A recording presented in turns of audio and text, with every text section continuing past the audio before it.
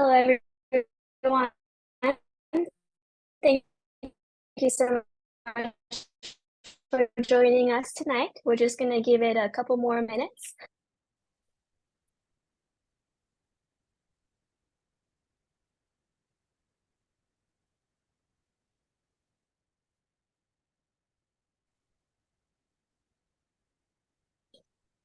All righty. Good evening, everyone, and thank you for joining us for the FuturePedsRes East North Central webinar for the 2024 March cycle. If you're with us for the first time, welcome. If you attended previous webinars, thank you for joining us again. My name is Estelle Green. My pronouns are she, her. I'm a fourth-year medical student at the Penn State College of Medicine in the University Park curriculum located in the Happy Valley of State College, Pennsylvania. And I'm serving as one of the co-directors for FuturePedsRes this year. Hello, everyone. My name is Catherine Geico. My pronouns are she, her, and I'm currently a fourth-year medical student at Virginia College of Osteopathic Medicine in Blacksburg, Virginia, and I am serving as your other co-director for FuturePedsRes this year. We want to remind you that we will be having our last regional webinar featuring West South Central and East South Central on September 5th. And we have a special webinar discussing application finances in the works, so stay tuned for updates. This is a one-time registration for these webinars, so feel free to scan the QR code on the screen or click the link in the Zoom chat to sign up.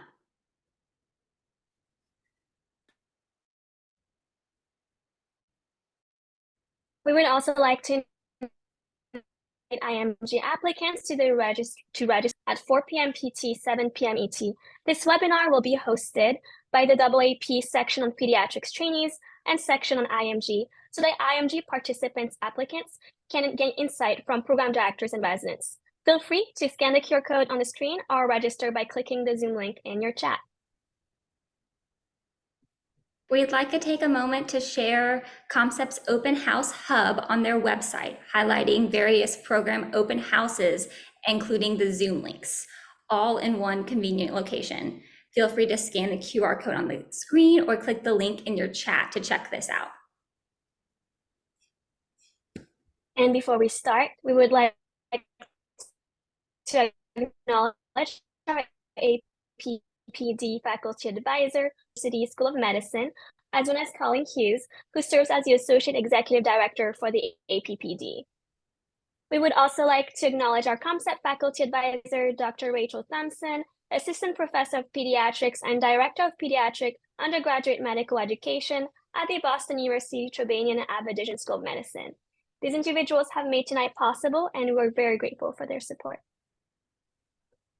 It is now our pleasure to introduce you all to the Assistant Director of Webinars for the Northeast Central Region, Divya Kewal-Ramani. Her pronouns are she, her. She is currently a research fellow in the Department of Pediatric Transplantation at the Children's Hospital of Pittsburgh.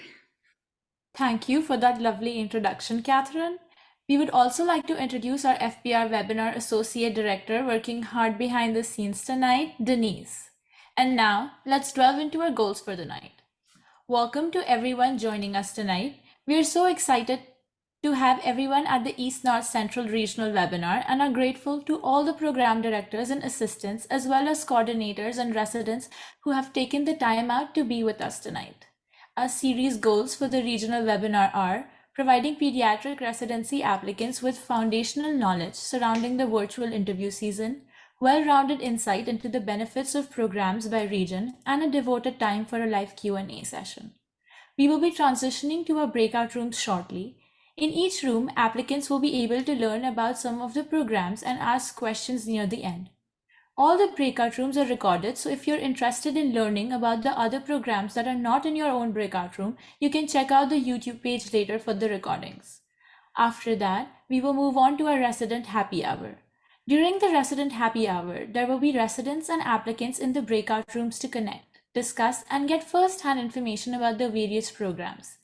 Please feel free to grab a beverage or a snack for some fun conversations. Please note that the resident happy hour portion is not going to be recorded. Before we proceed, let's welcome the APPD representatives for the East North Central Regional States, Dr. Ben Zion and Dr. Borman Show. Today, Dr. Ben Zion will provide us with a concise overview of the states encompassed within the East-North Central regional area, representing the leadership of APPD in that region. Dr. Ben Zion, the floor is all yours. Thank you, and hi everybody, welcome. So this is always a special time where we get to meet some applicants and give you a quick preview. I don't know if Emily's on, but she would say, and I think I've taken this from her, Midwest is best. So we're gonna kind of go with that theme tonight. Am I controlling my slides, or are you guys? Okay. Thanks. So one of the things is that your ARIS regions are a little different than the APPD regions. So I know a little bit more about my own region, being the chair of the Mid-America region. But this is encompassing both kind of the Midwest and the Mid-America region today. So in the Mid-America region, we have 26 pediatric residency programs. In the Midwest region, they have 29. And this is just a graphic to show you where they're located. Next. So one of the things that I think kind of encompasses all of our programs is that we have lots of variety. So we have academic programs, community-based programs. We have kind of community with university affiliation, etc. And lots of pediatric expertise in our regions. All of us, I think, would say that we advocate for children. Some are, freestanding children's hospital like our own at Akron, and some are part of larger institutions. But there's lots of research opportunities, educational opportunities, different tracks. You'll get to get a lot more knowledge of each kind of individual program in the breakout rooms.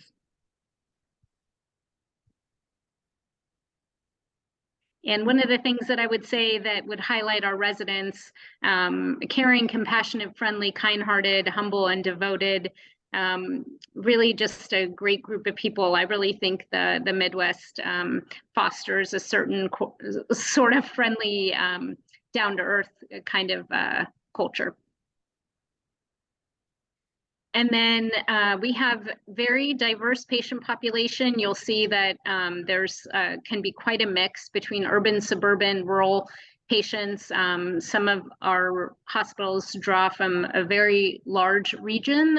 Some of us have large kind of refugee, or in our case, in kind of the Pennsylvania, Ohio area, large Amish and Mennonite populations. And then I put only kind of nice looking weather on all the slides, but we do have 4 seasons typically in our area. So you can get the lovely summer that we're coming out of into fall, which is usually one of the best times of the year in the Midwest if you're from around here. And then winter, for those who enjoy the winter, me not included, but I do try to get out and go skiing with my kids. There's skiing and snowshoeing and sledding and tubing and all sorts of fun stuff. And then spring. In general, I would say our areas tend to have a more affordable cost of living than you do on kind of some of the coasts. And definitely, I would say we have a family feel as part of all of our programs. And that's about all I have to say. So enjoy your night. Thank you so much for such a wonderful presentation of what the East-North Central region has to offer. I would now like to introduce our participating programs for tonight. Attendees, please take a moment to pull out your phones and snap a picture of your screen to easily refer back when bouncing around breakout rooms. This slide will also remain shared in the main room during the entire webinar. We will now be going into our breakout rooms. Throughout the webinar, you can ask questions using the chat box in Zoom. You can also amplify insights or what you have learned from the webinar on Twitter using hashtag FPRWebinar and hashtag PedsMatch2024. Afterwards, our amazing program director panel will log off and a resident panel will join us after from 9 to 9:30 p.m. to share their experiences and answer any questions from the audience.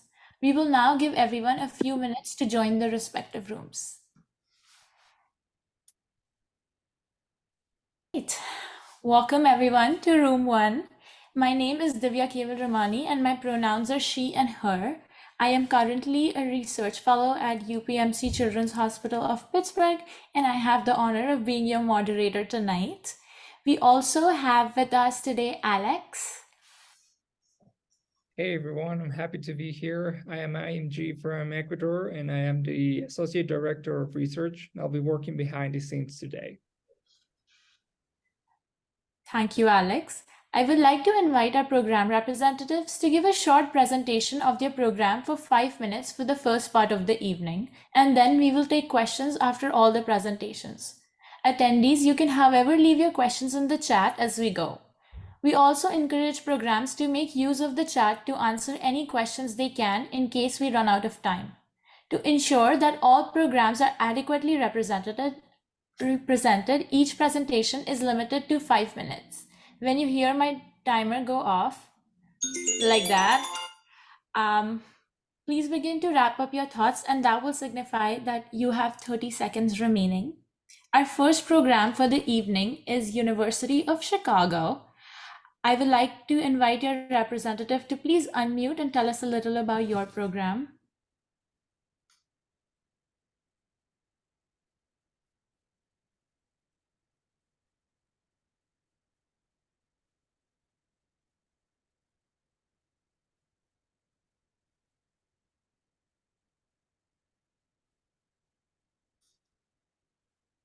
I just wanted to double check and see if anybody from University of Chicago is joining us tonight.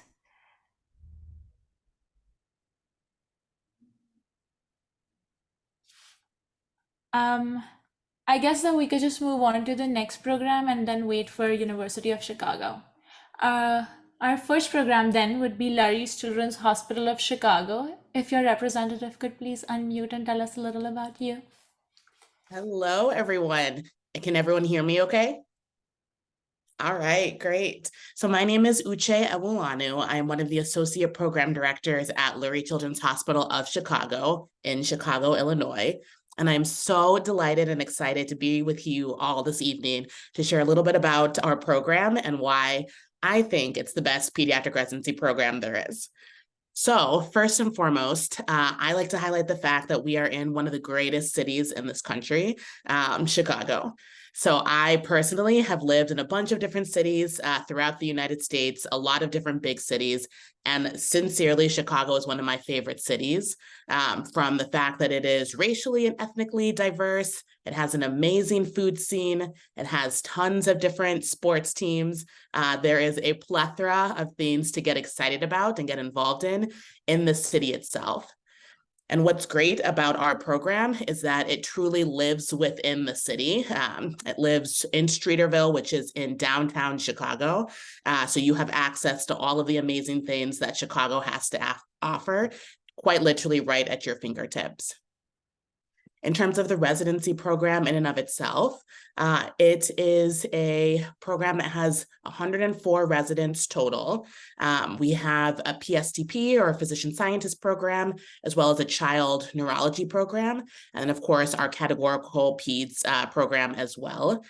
And part of what I love about Lurie Children's, which was kind of alluded to for most Midwest programs, is that it truly is that family feel type of program.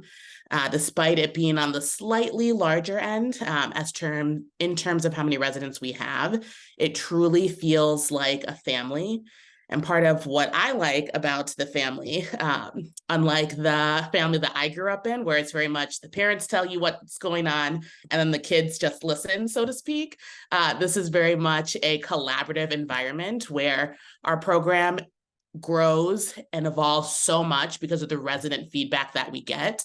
And it was really refreshing to come to an institution that values resident feedback so much to where it really feels like it is shared decision-making for every change that we make within the program. In addition to that, our curriculum, I would say, mirrors that of most larger pediatric programs in terms of we use block scheduling, we have core rotations. A lot of stuff is going to change over the next few years, as it will with all institutions. As many of you know, there are changes being implemented from the ACGME, which we are going to incorporate. And part of our plan is to involve residents so that we can figure out how best to incorporate some of these changes and just continue to enrich the learning environment for our trainees. One of the other items that I really like to highlight too is our commitment to diversity, equity, and inclusion. I like to start any conversation about DEI or EDI with the acknowledgement that we are a work in progress. I think any institution that can't acknowledge that is maybe not being totally truthful or honest. So I put that at the forefront because we are not perfect, but we are striving to be the allies, the inclusive learning environment that I think all programs want to be. And a large part of that is recognizing what our strengths are and what our opportunities for growth are. So even just within the last couple of years, I've seen so many positive changes and new initiatives within our program and the hospital at large, specific for equity, diversity, and inclusion. And that includes the incorporation of health equity rounds, where similar to kind of morbidity and mortality reports, we take cases from our own institution and dissect them with a health equity lens to determine how might bias, racism, discrimination played a part in this patient's care or outcome, so that we can figure out how we do better on an individual level as well as an institutional level as well. And that is one of many things that we're doing at Lurie to ensure that we are committed to, again, diversity, equity, and inclusion. And then I think I maybe have a minute left-ish. Okay, great. So then the last thing I will mention, there's so many exciting things I can say about Lurie. I think the biggest takeaways is that this is, again, a family feel type of program. With that being a family feel, we also are a program that really likes to cater to and help residents who want to start their own family and residency as well. So if that's something that you're thinking about or already know that you plan to do, this is definitely a program that will ensure that you have the smoothest process possible in doing so. And then it's just a lot of fun. I'm biased, obviously, because I'm one of the attendings at Lurie, but I think the attendings are great. The attendings and residents have a really great relationship too, and the residents are super, super close as well.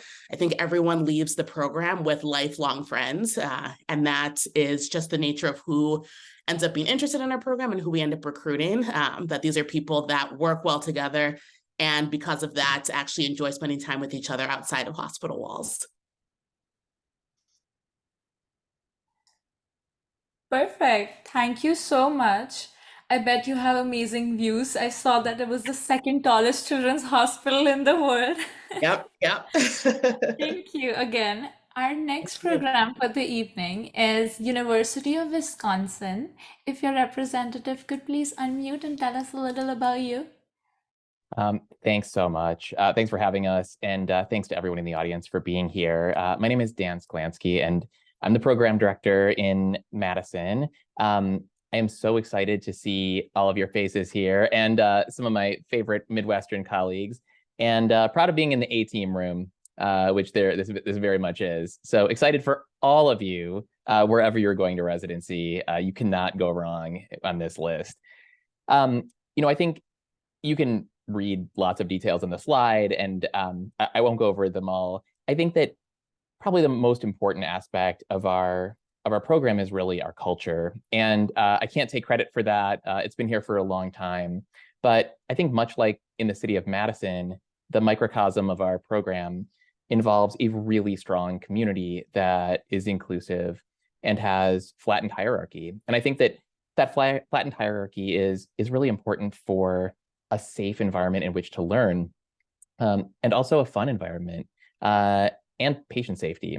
So, I think most attendings here really want to be called by their first names. They know something about you and your significant other or pet or where you're from or what's important to you, and have the little face sheets tagged up on the cork board in their room. And really, like, you're going to feel an intimate closeness in a medium-sized program with a growing, burgeoning hospital. I think that I like to frame our motto that we came up with about 8 or 9 years ago as driven and supported. And I think that speaks to the fact that we really want you to be the best pediatricians you can be, and for us to be the best program we can be for you, and to, inspire you to want to be excellent in all aspects of pediatrics, whether that is purely well, I guess in all of them, clinical, advocacy, DEI, QI, research, and to have that access to you, to us, so that you can talk to all of us freely, and at the same time be really supportive, because this is going to be one of the hardest, most wonderful, but also hardest phases of your life, in which you're going to need support, and that can mean in the form of mentorship and counseling and coaching and teaching, but in a lot of other realms as well, including just flexibility and empathy. And I think that if we really embrace both of those, we're going to set you up for success in residency. I'll talk even more as a medical education nerd if you come to our, if you interview with us, which I hope you all will. But one principle that I'll talk about more there is called self-determination theory. And I see someone smiling at me who knows I've talked about this before in the audience. But this basically says that if we support your autonomy, competence, and relatedness throughout residency, that you will thrive and have better outcomes really across the board in all realms. And I will explain that more when I have more time than 5 minutes to do everything. In terms of curriculum, I think that what sets us apart is that we have a lot of flexibility as a medium-sized program, such that you don't have to be like the inpatient caregiver for every single specialty. And that frees us up to combine some teams and then give you the ability to do every single specialty, acting like a mini fellow, in which you get to do clinic, you get to do consults, you get to go to the OR, you get to go to division meetings, you see what their research is, and you really learn what the life of that specialty is. And I don't know, if you come to our interview session, you'll learn way more about curriculum. I think the other major point is that we have a robust social justice curriculum that is really more than DEI. It's social justice, inclusivity, and the history of racism in our country and the world, and how it affects medicine today. So it's 33 hours, it's interactive, it's getting nationally known. You can see our website to learn more about it, and residents love it. And it's a really good mix of didactic, plus interactive, plus some asynchronous, and kind of self-growth. And I think that thinking about how that affects all of us and all our patients, and how we can continue growing and learning, is incredibly important. Lastly, I feel like I need to talk up Madison. And I don't know about Chicago being the best city in the world, given that Madison was rated #1 as the most livable city in Livability magazine for the last 2 years, where there is everything you could ever want to do here within 20 minutes, except for Major League Sports. So I heard the dinger. You can transition on, but you cannot beat living here. It is an amazing place to be. Thanks again for having me. Thank you so much. I see the competition is on, but I did love the concept of flattened hierarchy. Thank you so much. Our next program for the evening is University of Michigan. If your representative could please unmute and tell us a little about you. Hi, everybody. My name is David Stewart. My pronouns are he, him, and I'm one of the associate program directors at the University of Michigan for the pediatric residency program. I echo Dan's words. It is so cool being on this forum, and thank you to FuturePedsRes for organizing this and hosting this. It's pretty neat to hear about these programs. It's inspiring to me after just hearing Uche and Dan talk. Clinically, I do pediatric hospital medicine, which I know Dan does too, and Uche as well. So high five for pediatric hospital medicine. But that'll be in the future Pediatric Hospital Medicine Fellows program in a few years. Really excited to talk to you guys about University of Michigan. I came up here in 2008 from Texas and kind of grew up in Texas and those systems, and was just lured north to this campus and this system for many reasons that exist today. Our program is a medium to large size program, so we have about 26 residents per year. But my goodness, it feels just like a small, tight family. People are just fun, cool to be around, great to interact with, and supportive. And this is the environment where I learn best, and the folks that we recruit and retain learn best. Is an environment where we are going to just help each other be the best versions of ourselves. And that's how we've set up our training too.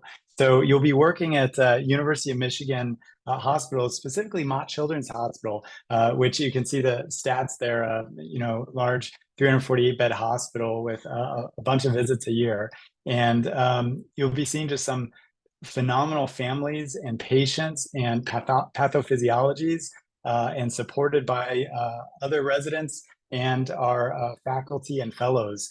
And it's just a neat environment. You come to our interview trail. I hope I get to meet you, and I can tell you some of the stories that we have of supporting each other, but it really is a cool environment.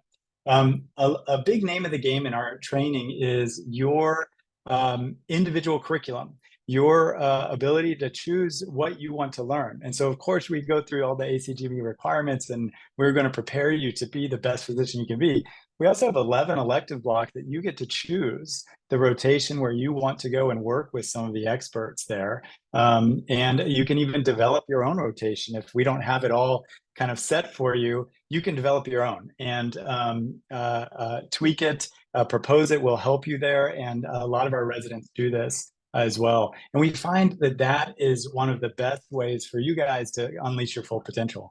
Another thing we do, and I think Dan and Uche mentioned this as well, is mentorship and sponsorship. And as soon as you get in, we're going to assign you to one of the associate program directors, assign you to an advisor, and that's just the start. And then the goal is that we build you a team of mentors in all the areas that you might need throughout your training. And it really is the mentorship. Ask any of us who've gone through or been here a while, it's mentorship and the support from others that really help you flourish. So I think that's the kind of framework and our philosophy, how we support these things. Within that, in the curriculum, there's so many different pieces that you can pursue. We have 7 or 8 different areas of concentration that we can help navigate you through. There's global health experiences, there's advocacy experiences. If depending on your interests, we have residents who have started groups and supported by faculty with the House Officer and Quality Safety Committee, the Michigan Pediatrics Advocacy Collaboratory Team. If you're into administration, the Residency Advisory Warriors and RARS. That is that mascot actually came from a patient drew this dinosaur a long time ago and said RARS means I love you in dinosaur. And so that's like all over the place now if you come to visit us. And then Pediatricians for Black Lives. So there's all kinds of opportunities for advocacy work, quality and safety, education, anything you want there for improving your own skill set. So some other benefits of the program, our residents are unionized, and there's a very strong House Officer Union with some excellent benefits and salaries. And so I'm going to pivot here in my last probably minute and talk about Ann Arbor, because this is where I was just following Uche, following Dan until they started throwing shade around. Man, you got to check out Ann Arbor. I mean, this is the place you come. It is a small town feel with so much going on, and there's very few places that you can walk out of this high-powered, fast, amazing medical center and walk right into nature. You can walk right under the Huron River, hopefully float, get a kayak, float down it, and enjoy it. Drive 15, 20 minutes away and you're at a small lake. You can run around. My partner and I take our subs out there. So much to do, and it's so relaxing from a wellness standpoint to be surrounded in this community. Divya, how am I with time? You're done. Oh man, please come check us out. We would love to meet you all. I just stopped because you said, oh, last minute, so I stopped the timer by myself. But go for it. Take 30 more seconds. We would love to meet you all. Please come visit us and we can talk more in detail about all the opportunities and what it's going to take to make you thrive in your residency education. Thank you, Dr. Stewart. We love the mascot, and developing your own rotations is definitely super intriguing. Thanks again. Our next program for the evening is Yale-New Haven Children's Hospital. Dr. Amaya, I see you there. If you would unmute and just tell us about your program. Thank Sure. you. So first, one point of clarification, I'm not a doctor, I'm an administrator, but my name is Karina Amaya, and I'm the medical education manager at Yale-New Haven Children's Hospital. We have both a categorical pediatrics program and a child neurology program. And by now, I know we're New England program and we're in this setting tonight. So you'll hear a little bit about New England, but I just wanted to say that I know that by now you've heard from a lot of programs. And the reality is that you'll probably get, or you will get great training at any of them. But I think, I'll point out some things that I feel make Yale stand out. And some of those are, although we're considered a medium to largish program with 21 residents and 7 combined residents per year, we very much maintain a family feel. And, that normally exists in smaller programs, but I will say I've worked in a lot of different programs, and when I came to Yale and came to this specifically in pediatrics, it just really felt like home. And I think that's, something that our program directors and leadership really strive for. And so our residents really are supportive of one another. And I think that really makes us stand out. It really is a rigorous program, but, we're all about teamwork. We all collaborate, we all work hard, but we also have a lot of fun doing it. Another thing that makes us stand out, I feel, is we really do prioritize diversity initiatives. We have funded resident diversity and well-being councils. We have protected a good percentage of our noon conference curriculum to health disparities, racism, and advocacy. I think that that's really great. Even in our department, we have a vice chair of DEI, which I know not a lot of departments do. So that I feel is really great. And also, let's talk a little bit about New England. I mean, I'm a Southern California girl. I grew up in San Diego. I lived in LA for about 14 years before making the move to Connecticut just 2 years ago. But let me tell you, I really love it. I really enjoy the changes in the seasons, which I didn't get to see on the West Coast. The changes in weather, and with those changes come a lot of different things that you can do. New England really is just beautiful. It's pretty stunning. It's still in sometimes when I walk out, especially, during the spring or peak spring or peak fall. It really is just great. Let's see. Also, being in such close proximity to New York City and Boston, we're like kind of right in between. I feel like that's a really big draw.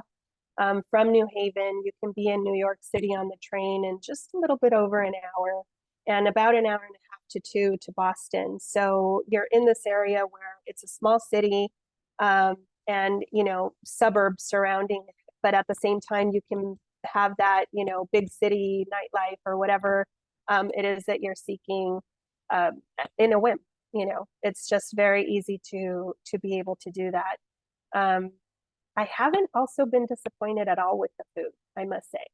Again, being from Southern California, we had it all, and, really enjoy the food, the options, the, diversity and all of that, I think is pretty amazing, actually.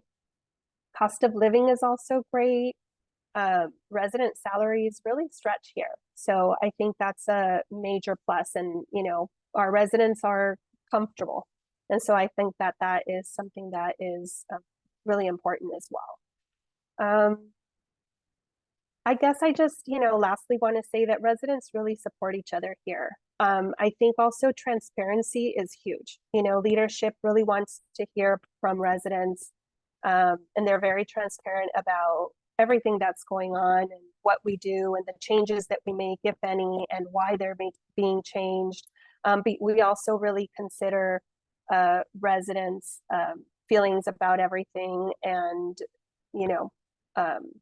they listen, and I think that that's really important. It's a very supportive environment. So yeah, come to Yale. I think it would be really great for all of you to hear from our leaders and hear a little bit more about our programs. And I really love it, and I'm happy where I am. So thank you. Thank you. I see fun turn, and it sounds like super exciting event. So It is. Yeah, yeah, residents really enjoy that, the interns. thank you again. I just wanted to double check and see if we have a representative from University of Chicago with us.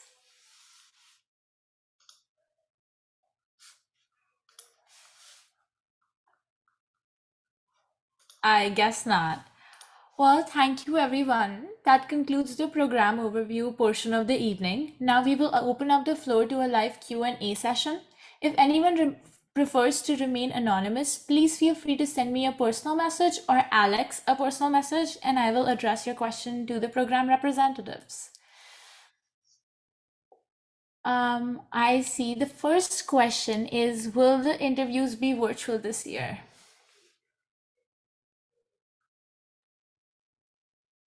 Yes, certainly at Lurie Children's. And I think I can speak freely that across the board, interviews will be virtual for everyone. I think one of the beautiful things that came out of COVID was the equity that comes with having virtual interviews, that the cost of having to travel to interview is no longer a barrier for people. So yes, they will still be virtual. Thank you. Our next question is, does the year of graduation matter? Are programs filtering out on the basis of year of graduation currently?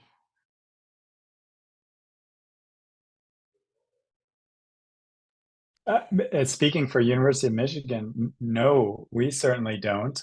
We look at every applicant that comes that sends us their portfolio, and speaking to diversity, we feel like that's important to really look at people. People bring so many different cool experiences and talents to the table, and so we don't filter out for any of that. We just want to see who you are and what you're hoping to bring. Yeah, likewise in Madison. And I think it depends a lot on what someone's been doing since that year of graduation. And so I think that, of course, I can speak for all of us, that we would all have some pause about someone who's been out of medicine for a really long time, because it's just going to be a rockier road getting started again. But I think that if you've been doing medical activities, even if you've graduated a while ago, we welcome that experience. Likewise, we don't have any filters in terms of applications. We try and conduct a holistic review on every single person who takes the time to apply to our program. Thank you, everyone. Our next question is, do your programs have a particular way that they use program signaling in the process?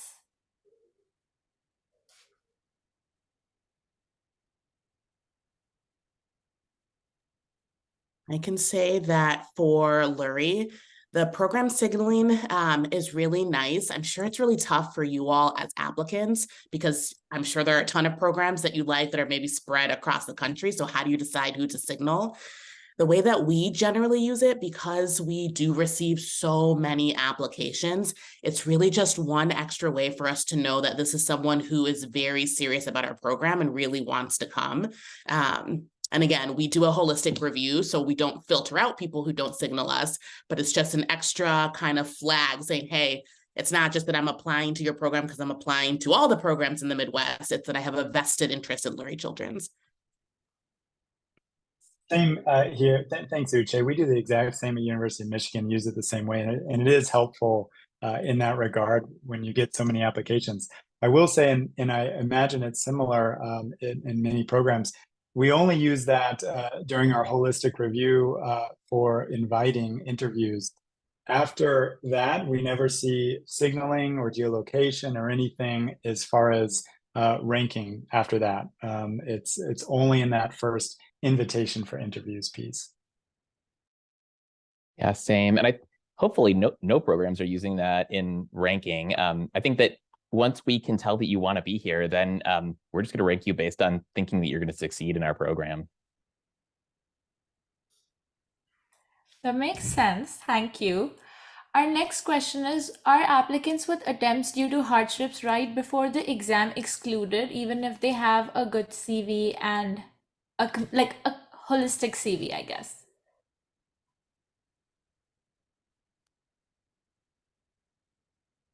Sorry, can you repeat the question? The question basically meant if attempts are included or excluded, even though the applicant has a good CV. Gotcha. So I'm understanding that to mean if you took boards more than once. Yeah, no filters at Lurie. So we look over your entire application no matter what. Same. And I think, in our, well, I think there's Dave will probably comment. I can see he wants to comment too. But I think that in how I think about this, we don't look at that for invitations. And for a long time, we haven't given points based on board score. We actually did our own internal analysis and found there wasn't any correlation between board score and resident performance by a bunch of different measures. And so we basically scrapped that. And hopefully we're ahead of the curve, but maybe we're at the same curve as everyone else. But over the last 5 years, we've really, maybe even 10 years, gotten rid of that. Yeah, same as these guys have said for Michigan. We don't really worry about any of that. We do. One of the parts of employment as a resident, you have to pass the boards eventually, and so, but we don't look at if you failed or took it, how many times you took it. We actually don't care. We're looking at, we think people are way more than just that ridiculous board number. That is really good to hear from every one of you. I think a lot of applicants are relieved hearing that. Our next question is, do you look favorably upon applicants sending letters of interest prior to the application?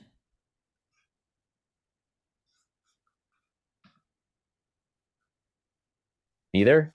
It's like not favorable or unfavorable. If you have questions, we can answer them. But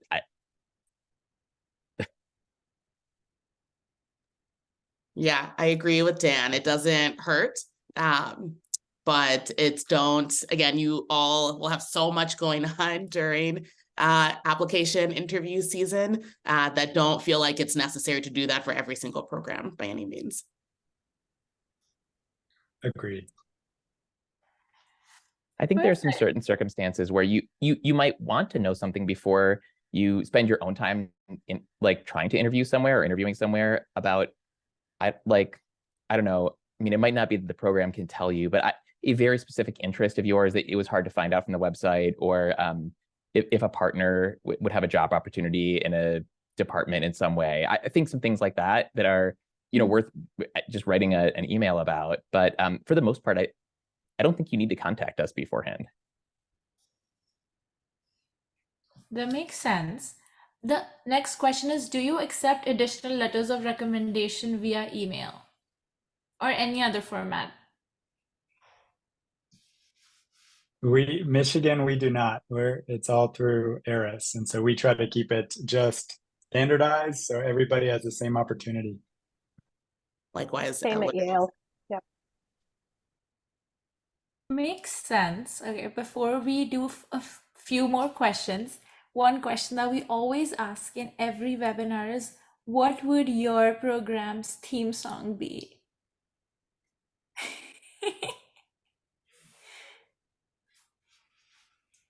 Okay, while you guys think about it, I'm gonna ask next questions, but we will come back to it. Our next question would be, what kind of global health opportunities are available through your program?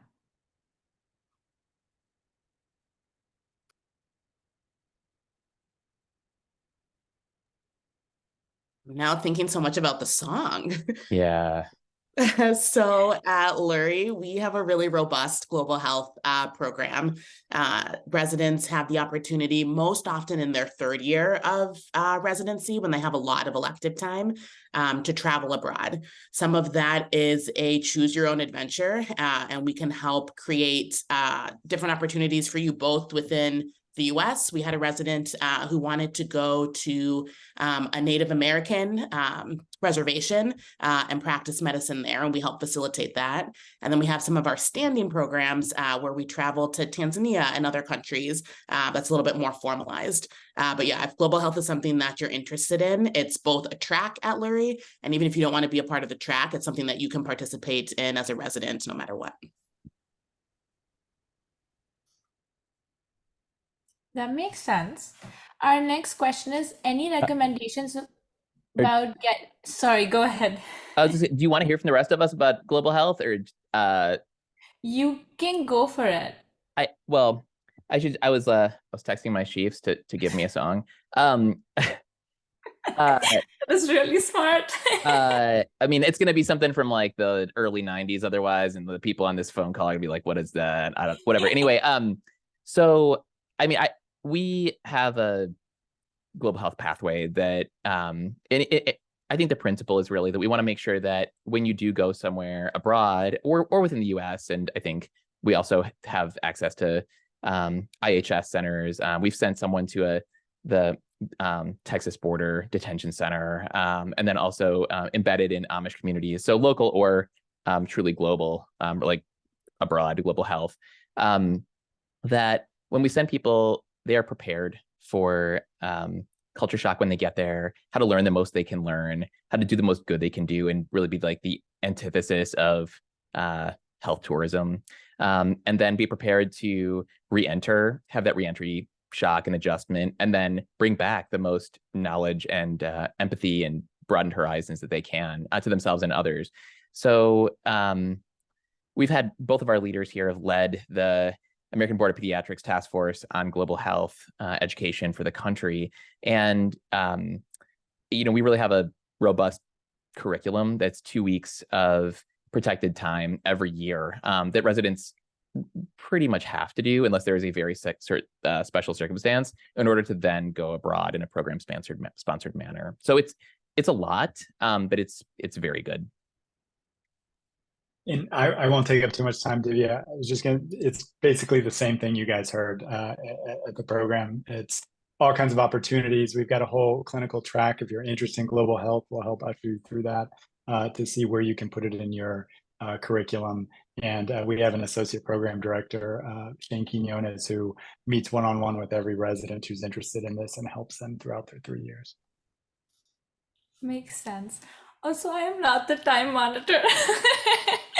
But our next question is that applicants want to hear about IMGs and them getting spots, because a lot of the programs say they are IMG friendly, but haven't taken IMG residents in the past few years.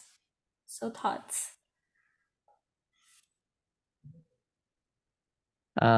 I think you could look at our website and see that we are IMG friendly, and we try to fill about a third of our class, I mean, very intentionally, with people who have not been on a traditional US allopathic track. And whether that means some people from osteopathic school or from around the world, we see that as part of fulfilling our mission to be inclusive and expand the diversity of our program in all ways. So I don't know, we're looking for people who we think are going to be awesome doctors and bring that experience to the program. That's really all that matters. Yeah, I agree. This is one of the areas where I will fully acknowledge that Lurie Children's has an opportunity for continued growth. We are absolutely welcoming of IMG residents. We have had maybe just one or so a year for the last couple of years. But as we continue to expand on our holistic review, that's something that's really important to us to make sure that we are including that cohort of applicants as well. Our only stipulations is the certain visa type that you need in order for us to be able to sponsor you. And I think it was on the slide that we had up, but it's a J1, H1B, or F1 visa for us is required. In Michigan, we're the same, J1, H1B, or F1 visas, and we have sponsored folks with those visa types throughout the years, and also an area where we could improve and are looking into it in our recruitment, and usually have one or two a year over the last few years, and looking to see what we can do to expand as we conduct these holistic reviews. Perfect. Thank you for answering that. The next question is, what is one thing about your programs that you're really, really proud of? And that has to be accompanied with your theme song.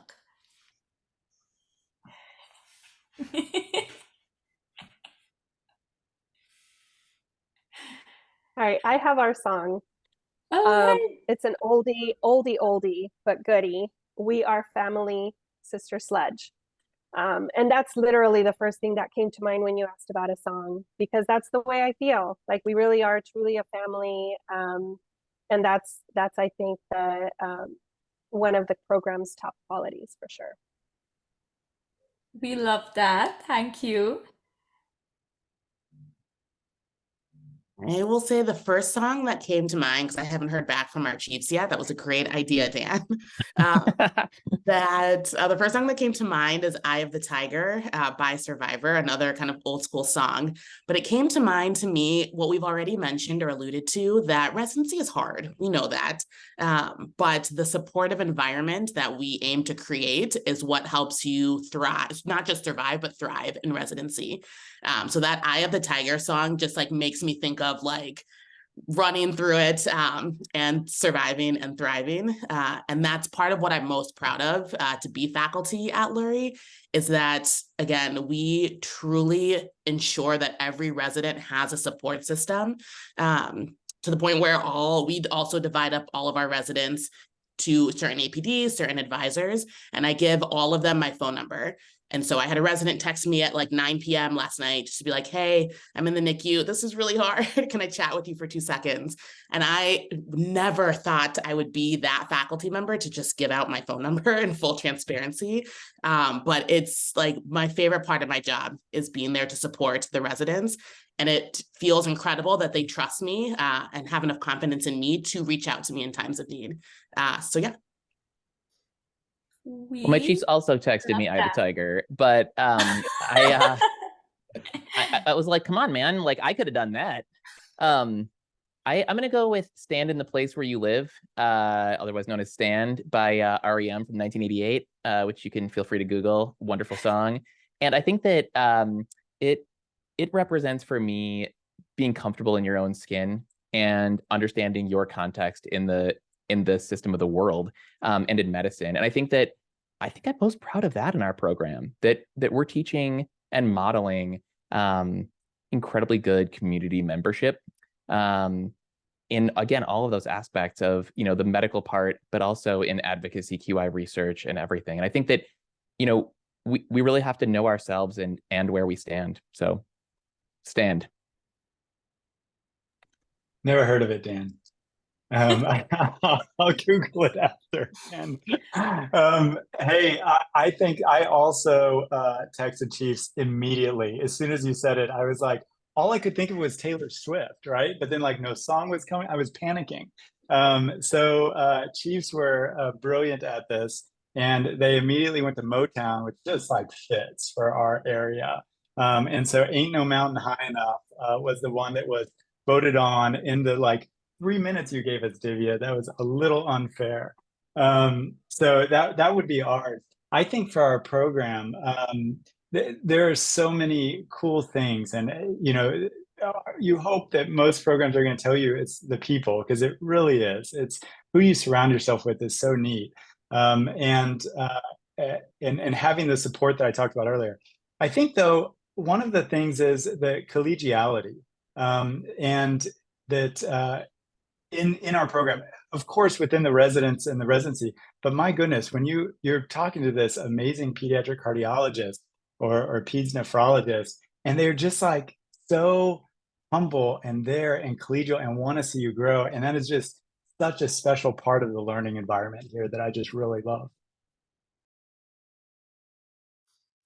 Well, let me tell all of you, passed with flying colors. They were all great songs. We love it. Well, our next question is, do you prefer USC and USCE, like clinical experience in multiple institutions, or one institution for a longer period of time?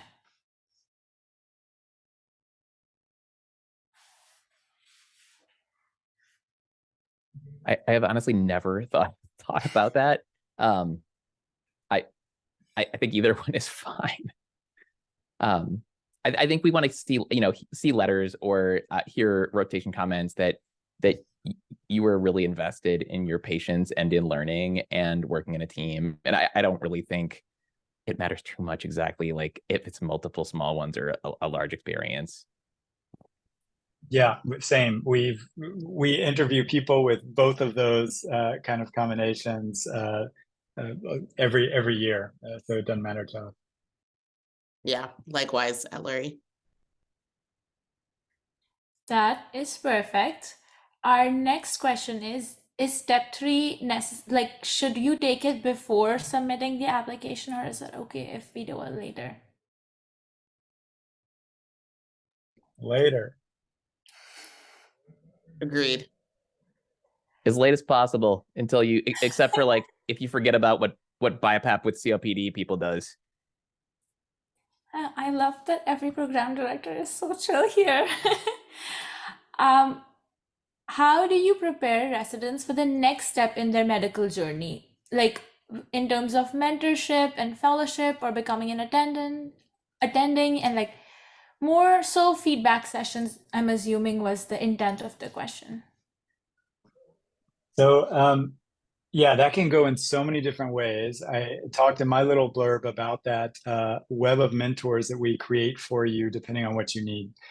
For the feedback piece and the individual development piece, when you're rotating on a service, if you're on my inpatient service, I'll meet with you on the first day. And what are you trying to gain?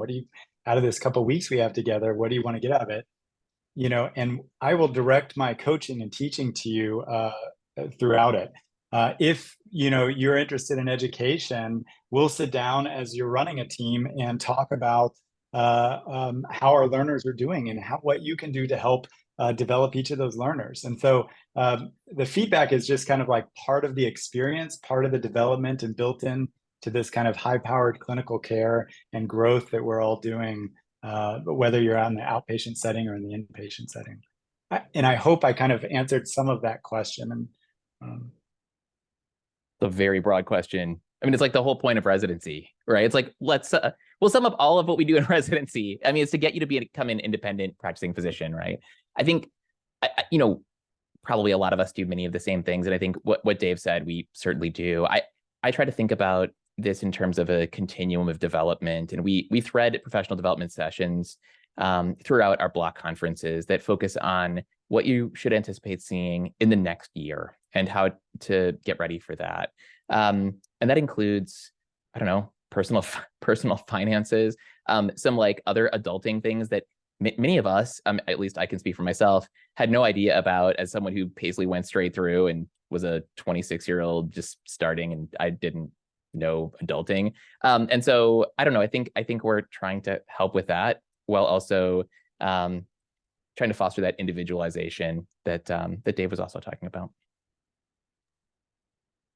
Yeah, I completely agree with what Dave and Dan said in terms of having a team of advisors and mentors to help support you throughout your career trajectory. One of the things that I really appreciate that we do at Lurie too is offering clinical coaching as well. So every APD serves a dual role of being a sponsor, advisor, and a clinical coach because it's so easy to get bogged down in residency and not realize that, hey, I actually maybe am struggling with this and could use some one-on-one dedicated teaching, coaching to help me thrive. So that's one of the ways that we try to ensure every resident has the specific tools that they need and the one-on-one coaching that they need in order to be prepared for the next step of their career. Thank you, everyone. We are approaching the end of our program overview portion for the evening and have time for one more question. I see there is one in the chat.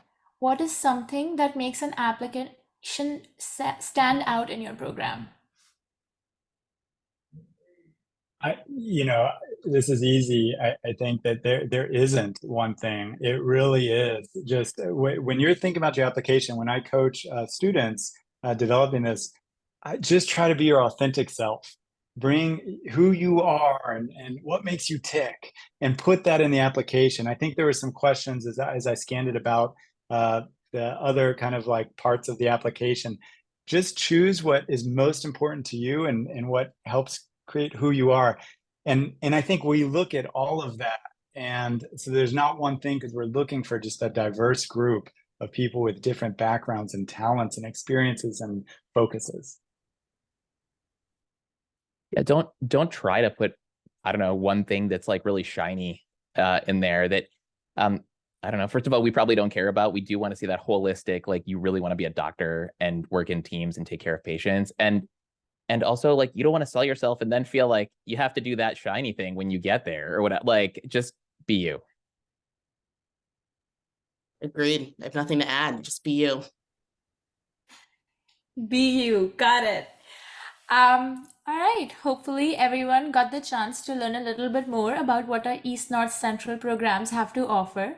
We want to repeat how grateful we are to all the program directors, coordinators, and other representatives who took the time to join us tonight.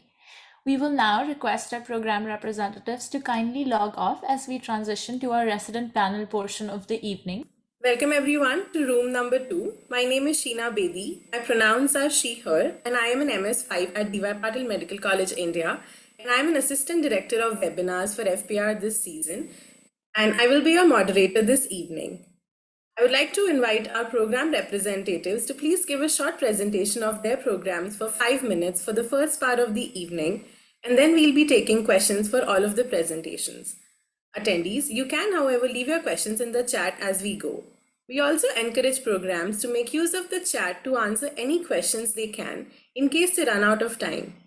To ensure that all programs are adequately represented, each presentation is limited to 5 minutes. And when you hear my timer go off, please begin to wrap up your thoughts, as that will signify you have 30 seconds remaining. My timer kinda sounds like this.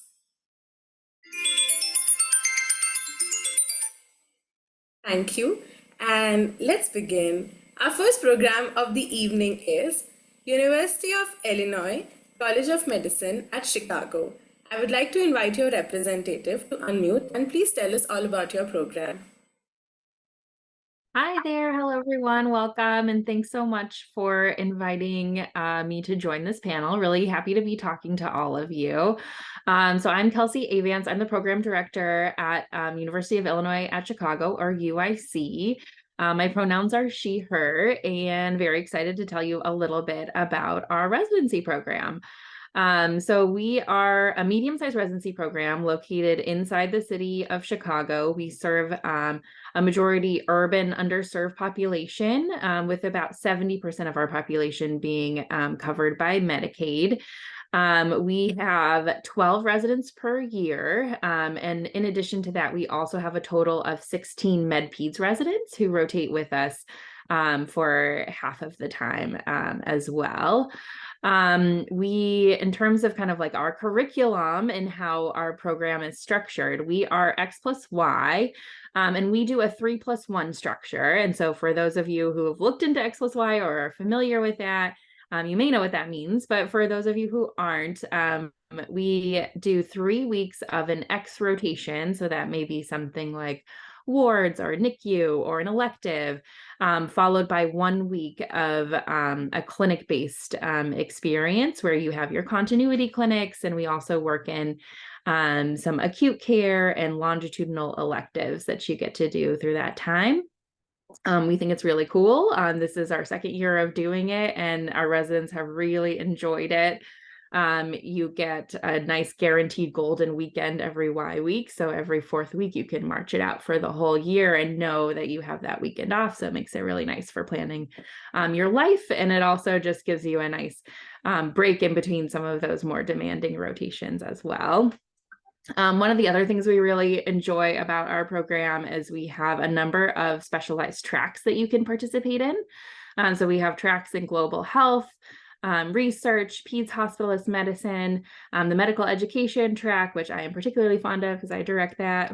They're all great tracks, and you can participate in them for whichever ones interest you. And then we also have a community health and advocacy track as well, which a lot of our residents like to participate in. And then we consider ourselves a multi-hospital residency program. So the majority of your training you do at our main hospital, the University of Illinois at Chicago. But we do have outside hospitals that we do some rotations at. So we are partnered with Stroger Hospital, our neighbor just across the street, which is the county hospital, and we do some rotations there in their PICU and the wards, which gets you exposure to trauma and burns. We also rotate at Shriners Hospital, where we get some additional orthopedic experience, and we rotate with our advocate partners who are here today as well. So we all interact together, and it's a nice way to get a broad training. One of the things that's really important to us, given that we serve a very diverse patient population, is our diversity initiatives. And so we have a diversity and inclusion task force, which residents can participate in as well. And we have lots of opportunities to get really involved in serving our community and our diverse urban underserved patient population. We also have a really large Spanish-speaking population. And so about 30% of our patients are Spanish-speaking. So if you are a Spanish speaker, that is a great community for you to be involved in. If you are not a Spanish speaker, I do not consider myself fluent. We do have really great interpreter services that you can utilize to communicate with your patients as well. I mentioned our tracks. We also have really great mentoring. Our faculty are super hands-on and involved, and so you have really close relationships with them, and are able to form a very tight-knit community with your faculty as well as with your co-residents who support each other very strongly. So we are taking our resident well-being into very strong consideration. And so we have a lot of cool wellness initiatives. We have a resident-run wellness committee that has a budget that we can utilize, based on what the residents tell us is going to help with their well-being. We actually just got a new TV in our resident lounge with that money. So, but we do some, events, some bonding activities, all sorts of different things that we do for that. And then we also have retreats, which we do yearly, a surprise night, which is a night we do with the entire program. So we get the whole program off for one night, and everybody gets together to do a fun activity, and the attendings cover all the services.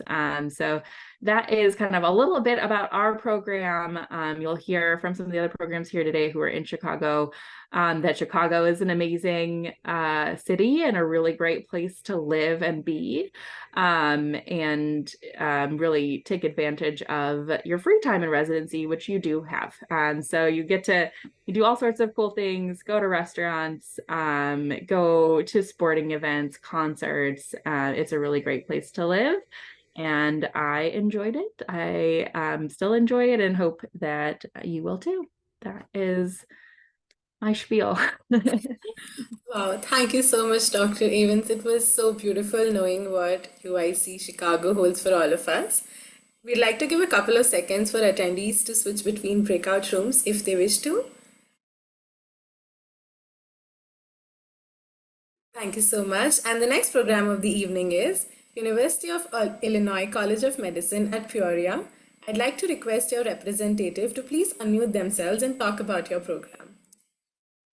Thank you so much, Sheena. Good evening, everyone. Thank you for having us here. My name is Bhavna Kandikatu.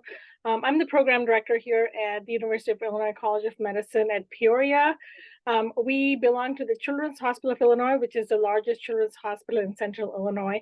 I can go on and on forever about my program. I call it my program because I'm a former graduate of the program as well. But who better to tell you about our program than our wonderful residents? So here I have with me Dr. Natasha Marema and Dr. Ben Tift. I'm going to pass it over to them to tell you all about our program. Thanks, Dr. K. So my name is Natasha. I'm a PGY3 Peds resident, and I'm just going to go over some highlights with you guys. Our campus at Peoria, we have 137 beds. We are a full-service children's hospital.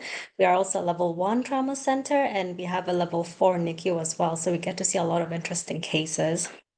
We serve quite a large area, over half of Illinois, with big catchment area. Our program definitely has a lot of opportunities for career development as well. So we also have a clinical educator track. If you're interested in learning and education, that's definitely an option for you guys. We have different research opportunities, home fellowships programs, and we also have residents as teachers as well as a different training program as well.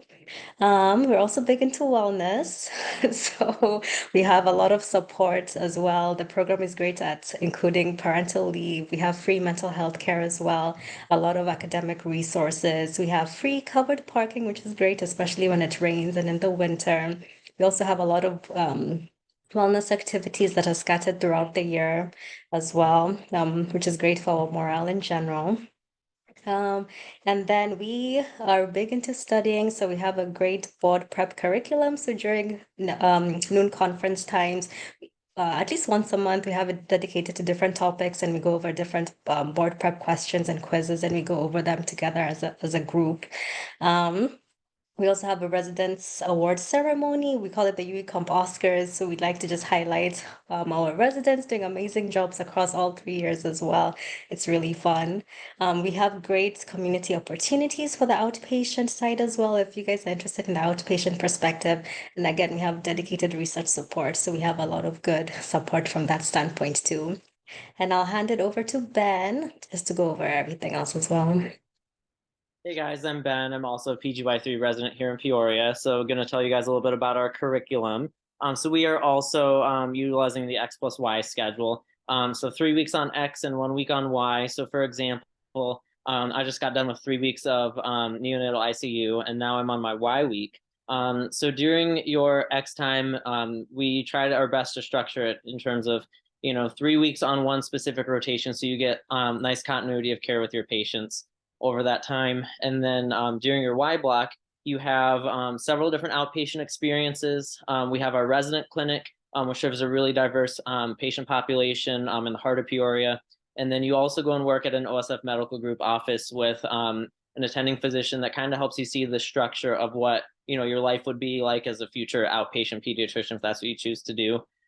We also have several dedicated half days during the Y block for didactic teaching.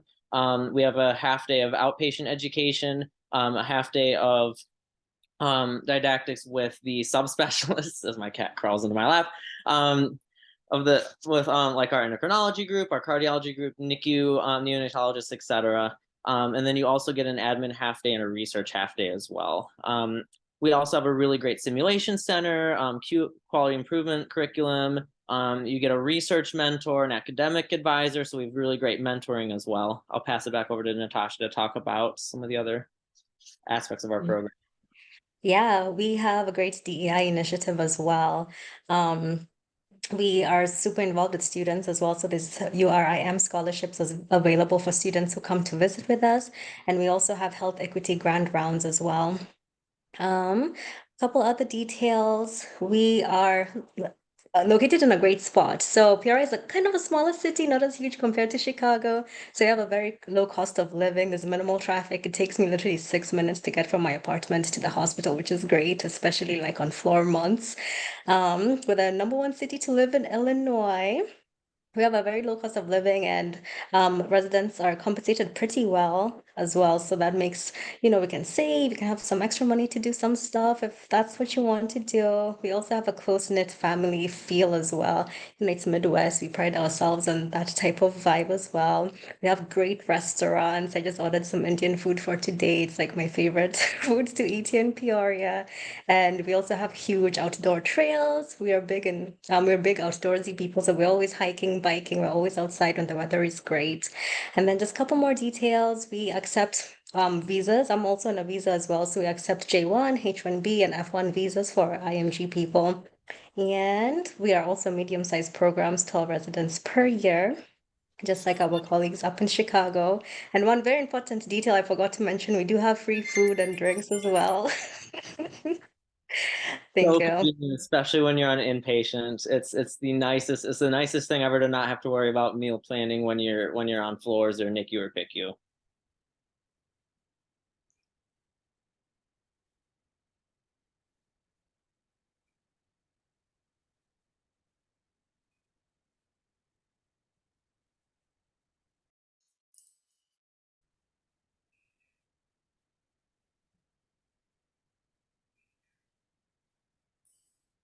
Awesome. I think Dr. Natasha, are they here?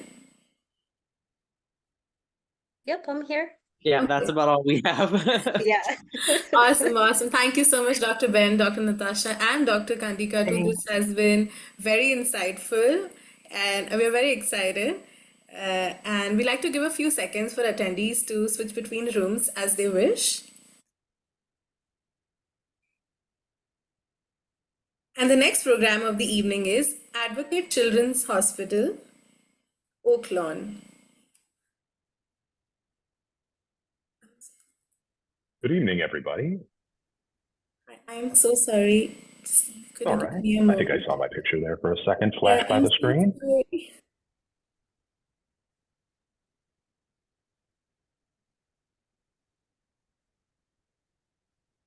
There we Perfect. I'm go. so sorry. That's quite all right. Thank you so much. I appreciate it, Stina. I'm Dr. Mark Butterly. I am the program director for the pediatric residency program at Advocate Children's Hospital in Oak Lawn. We are a member of a much larger health system, Advocate Healthcare, or Advocate Health, which is at present one of the 5 largest non-for-profit healthcare systems in the country, and specifically within the Illinois region. We have seen pediatrics as a service line encompassing the entire major metro areas of Chicago. We have 2 training programs, the Children's Hospital in Oak Lawn, which is just blocks outside the southwest side of the city of Chicago. And the next program that'll be speaking with you with Dr. Joanna Lewis, Advocate Children's Hospital Park Ridge, which is up in the northwest suburbs of the city of Chicago. So from that perspective, we have an opportunity from a clinical standpoint to serve a vast majority of the primary care, subspecialty care, and surgical needs of our patients across a very wide stretch of the major metro area of Chicago. Advocate Children's Hospital Oak Lawn, as I mentioned, is located just blocks outside of the largely underserved, very urban, often violence-plagued portions of the south side of the city of Chicago. We are a freestanding children's hospital serving the very blue-collar, largely working class, immediately suburban population just outside of that city of Chicago, and the expansive south and west suburbs of the city of Chicago, having an opportunity to serve a very densely populated and very diverse, from a socioeconomic and cultural and ethnic standpoint, patient population. We have all medical and surgical opportunities available to our patients and therefore to our trainees within the Children's Hospital at Oak Lawn, such that none of our required training is outside of the Advocate Children's Hospital system or frankly the Oak Lawn campus. Come graduation, more than 90% of my residents have completed all of their pediatric residency training, both elective and obviously core rotations at the Children's Hospital Oak Lawn, speaking to the breadth, depth, and consistency of the services that we offer both clinically and educationally. Historically, a high volume service, both on the inpatient side, given there are no other children's hospitals south and west until you get to the Peoria Hospital, which is nearly 2.5 to 3 hours south of us. And none to our southeast really until you get to Indianapolis, which is another 3.5 hours south of us. Again, giving us a broad spectrum opportunity to care for, again, a large swath and densely populated urban, suburban, and even rural in some of our subspecialty and surgical opportunity areas. We are U.S. News and World Report ranked in cardiology and CV surgery programs. We have just received our UNOS application acceptance to be a heart transplant facility for pediatric patients. So those, although not present currently, will be opportunities as we expand during your 3 years of residency training. We do have a home site pediatric cardiology fellowship and a pediatric hospitalist medicine fellowship that crosses both our Oak Lawn and Park Ridge campuses.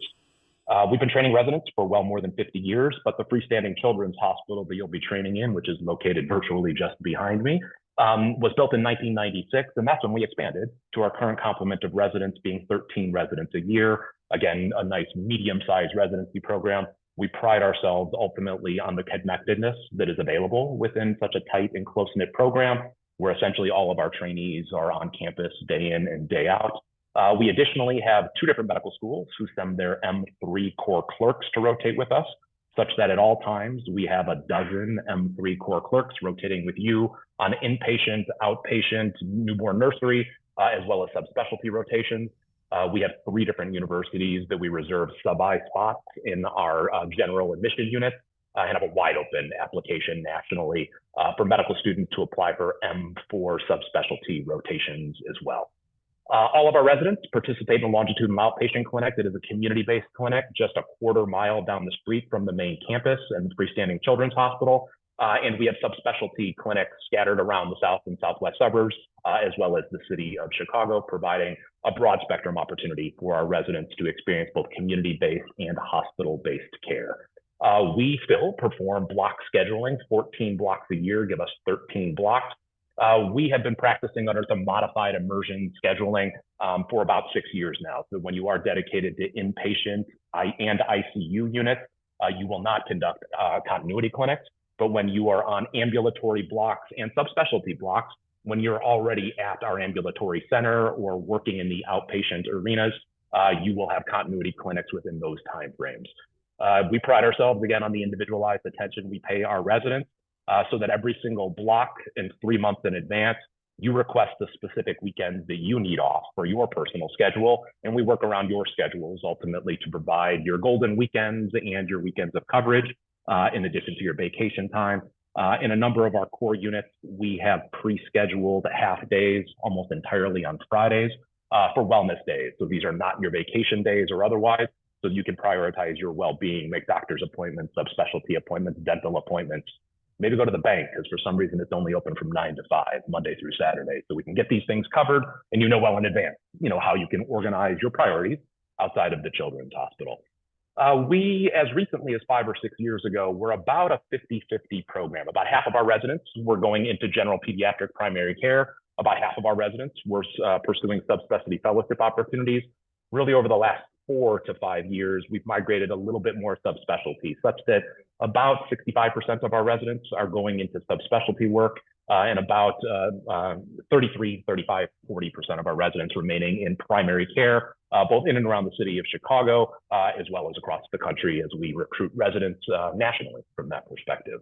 Our most popular subspecialty placements out after residency into fellowship are neonatology. We have a rather large full spectrum neonatal platform.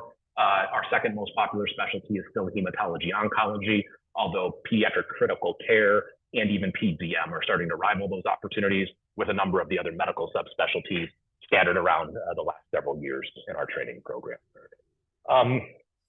We provide a significant amount of autonomy to our PGY2s. Our second year residents perform as floor seniors on one of our general admission units, as our PGY3s perform as floor seniors on the other general admission unit.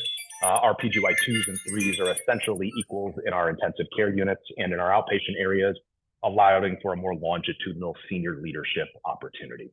I think I heard a chime there, so I don't know if my time is up, but my residents and chief residents will be with you all later. Happy to answer any and all the questions you have, and I hope to see a number of you in the virtual interview season throughout the rest of the year. Thank you very much. Awesome. Thank you so much, Dr. Butterly, for walking us through what Advocate Children's Hospital holds for all of us. And the next program of the evening is Advocate Children's Hospital at Park Ridge. I'd like to request your representative to please unmute themselves and talk about your program. Hi, my name is Joanna. I am the Pediatric Program Director at Advocate Children's Hospital in Park Ridge. So like Mark mentioned, they're just to the south of the city and we're just to the northwest of the city of Chicago. It's super fun to see all my program director colleagues here today. So, you know, we're all like these medium-sized programs that are in the Illinois area. So I don't want to repeat things that people have said before. So I'm just going to highlight a couple of things. We, you know, as Mark said, are part of the larger Advocate Health system.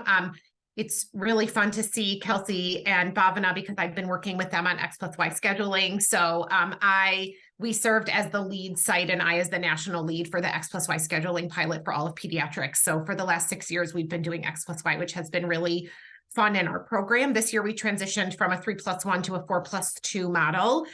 So our residents do everything essentially in 2-week blocks. So it's 4+2, but it's really 2+2+2. So you might do 2 weeks in the PICU and then 2 weeks of an elective and then 2 weeks on your Y block. So just changing things up a bit and some longitudinal rotations that come throughout those Y weeks. There's also half-day wellness downtimes on the Y block, so on each week of the Y block, and you do that with your whole clinic week group, so everyone has their half days off together. So it allows for some really fun excursions or time together that people like to do during their Y blocks. In terms of our educational curriculum, we do both academic half day and noon conference. We really know that people learn in different ways. And so we try to meet the needs of a faculty that want to teach in different ways and also resident learning. And we also want to ensure that during the day, there's a nice break to make sure everyone eats lunch and also time for people to come together and really build community. So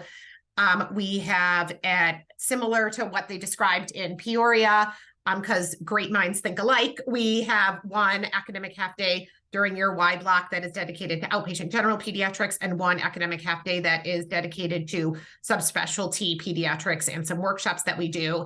And then our noon conference highlights a bunch of longitudinal things. So our journal clubs, our DE&I curriculum, residents as teachers, our advocacy curriculum, our global health curriculum, case conferences that are led by our PGY2 and PGY3 residents, so a bunch of different things in that new conference curriculum. We really try to have a balance of inpatient, outpatient, and subspecialty training throughout the 3 years that you're with us. So we have electives that are scattered throughout the 3 years. We find it to be really important to have some elective experiences in the first year so that you're starting to learn in that career exploration phase, and also incorporating longitudinal rotations. It's sort of the hallmark of X+Y scheduling, and something that we've really embraced is the opportunity to have multiple touch points on different rotations throughout your training. We're the same size as everybody else. I mean, we have 14 a year. Some people have 13, 12, still that nice medium-sized feel. We have residents. One of the things that we really love is the diversity of our residents in terms of not only their cultural or ethnic background, many first-generation college and medical students, but also where they trained. So of our 42 residents right now, they come from 36 different medical schools. So really bringing a variety of different experiences, many that are sort of secondary career educated. So some residents in their 30s, sometimes residents in their 40s, people that have done different things, some residents with kids, some residents that do not have children, and everybody really coming together. We also, in terms of diversity initiative, like many programs in the country, we have a really great longitudinal DE&I curriculum. We have an elective for visiting residents. This actually spans both the Oakland and the Park Ridge campus. So a scholarship rotation for fourth-year students who are underrepresented in medicine who'd like to come rotate with us. I also have the honor of serving as the director of our mobile health program in one of our school-based health centers. So our residents spend time in the school-based health center and also on our mobile unit, providing free care to uninsured kids in the suburbs and the city. And then about a year and a half ago, under the leadership of two of our now graduated residents, we started a refugee clinic for unaccompanied minors who had just arrived to the US. So we've seen over 200, mostly 12 to 17-year-old boys that have come across the southern border to give them their initial medical exams, vaccinations, and provide them healthcare while they're here in the country. So that's been a really wonderful experience to bring into the program. We like to spend a lot of time together, and the faculty and residents really like being together as well. And I think that that's really important. I think the other thing that's really great about all the programs in Chicago and all the programs in Illinois is we're really all about like putting our heads together. So I'm really fortunate to participate along with some representatives from all the programs that are actually in this breakout room. We have a coalition of everybody that runs our community health and advocacy rotations. And we all spend time together thinking about how to expose residents to important community health and advocacy while also not burdening the partners that are taking on the residents. So really finding experiences where residents can do some things together and make the most of the time that our community partners have for them. Obviously, like all of us, we could go on and on about what we want to do, what we do for our residents. The other thing I just want to strongly encourage all of you is what they mentioned before on that concept website, to really look at what places are having virtual open houses. We have one a week from tonight. I know that a lot of my colleagues on this are also having some, so looking there and seeing where you can take a deeper dive than just these, 5 minutes on a slide. I think in our program, we just know that every person has different goals, and our goal is to help you figure out what you want to do in terms of both personal and professional development during your 3 years with us. And that's really why we all love our jobs and keep doing them year after year. I think I'm on time. Thank you so much, Dr. Lewis. This was Very exciting and very insightful. And with that, this concludes the program overview portion of the evening. And now we will open up the floor to a live Q&A. If anybody prefers to remain anonymous, please feel free to send me a personal message and I will address your question to the program representatives.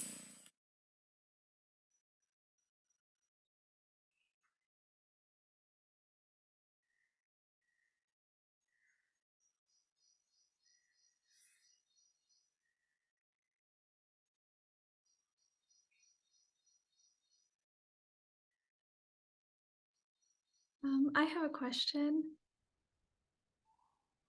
So, are there any specific aspects of the residency application that are considered particularly important, like community involvement or research experience, especially now that the new application has only the option to list our top 10 experiences? I can speak to that if you want. I'm also part of the APPD recruitment action team, so a national group of us that come together to really think about recruitment recommendations. I'm thrilled that it narrows it down to 10. I think people put way too many things and we never knew what to do with everything. So I think that half of what the ARIS application is good for is actually personal reflection and figuring out what's important to you.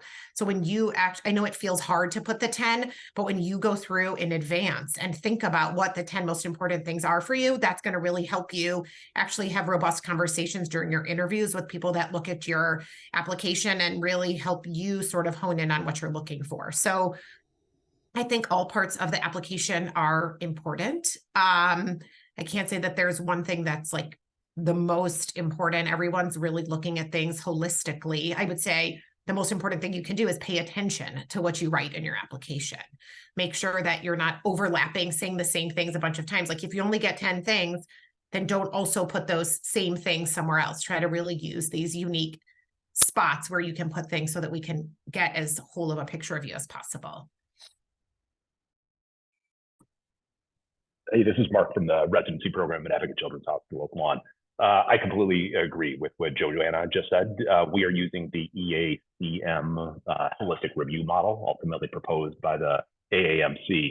And really from that perspective, we are prioritizing a lot of the aspects that you just asked about, particularly community engagement, leadership opportunities you've taken advantage of. As I mentioned in sort of my overview, we have opportunity within our children's hospital and certainly, within our healthcare system to really help you pursue whatever your interests are. And from that perspective, we want you to be upfront with us, about where your interests have lied in the past and where they will go potentially in the future, so that we can work with you individually to support those needs as you go forward. All programs have had to pivot from some of maybe the old school thinking on some of the metrics driven opportunities to really focus on those experiences and those attributes that align, best with who our training program are and what our opportunities are. So we look forward, to reviewing those opportunities through the application.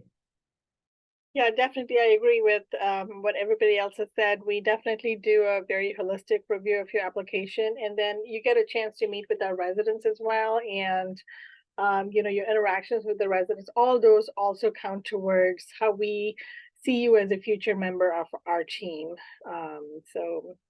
Every aspect is important. Just make sure whatever you put on there, you're ready to talk about. Know your application really, really well.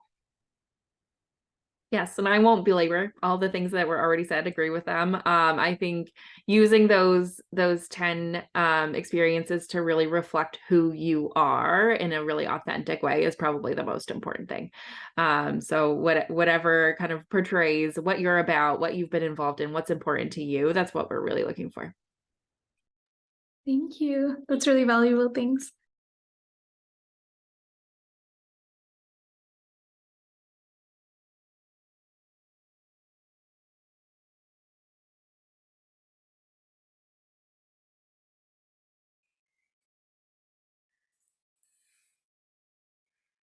I'd like to address a question that I've received in my personal chat box. If somebody has had to retake their USMLE Step 1, how does that look on their application?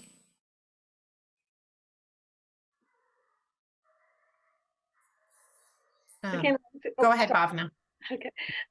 Again, once again, we look at it in a holistic manner. So we're not looking to see, sort of like what happened, but more of, what have you learned from that experience and how do you apply it to other things in your training in your life. So it is, I look more for some sort of reference to that rather than not addressing that at all. So if I see that, I'm looking at your personal statement first thing to say, what have you reflected upon after that happened? And it's completely understandable and normal to not pass all your exams on first attempt, but I'm looking more to see sort of like what do you take away from that? Other thing I would say is the reality is obviously it's better if you passed it than if you didn't. But if you didn't, there's nothing you can do about that now, right? So spending too much time thinking about what you wish was different is not helpful. That's really what Bhavana was saying, is like looking forward.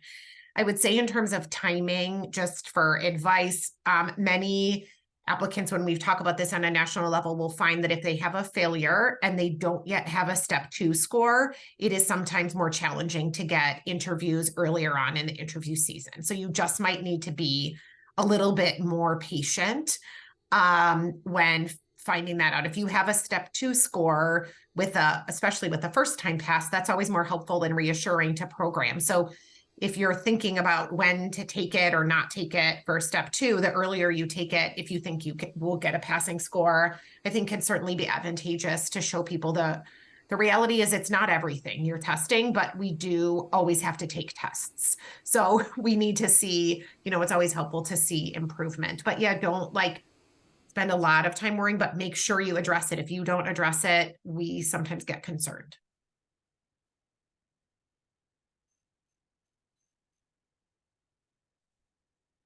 Thank you. I just want to say, sorry, please go ahead. Please. One thing about the question about OMT. So as you could see, all of us said, yes. So in pediatrics, it is really not that common to have programs with that, what's it called? The osteopathic recognition.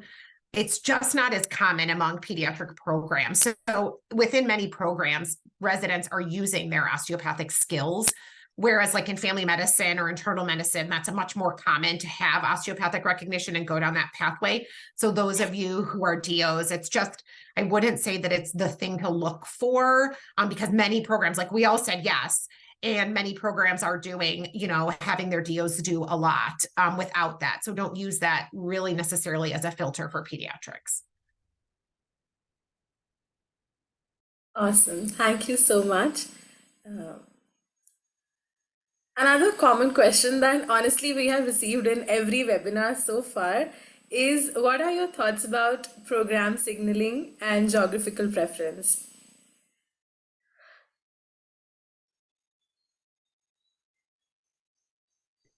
Yeah, I'm happy to start with that.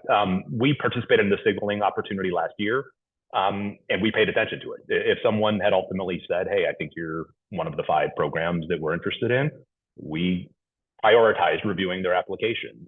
We obviously, or maybe not obviously, but we interviewed a lot more people than signaled us. That's the application pool that we receive ultimately at the Children's Hospital Oak Lawn.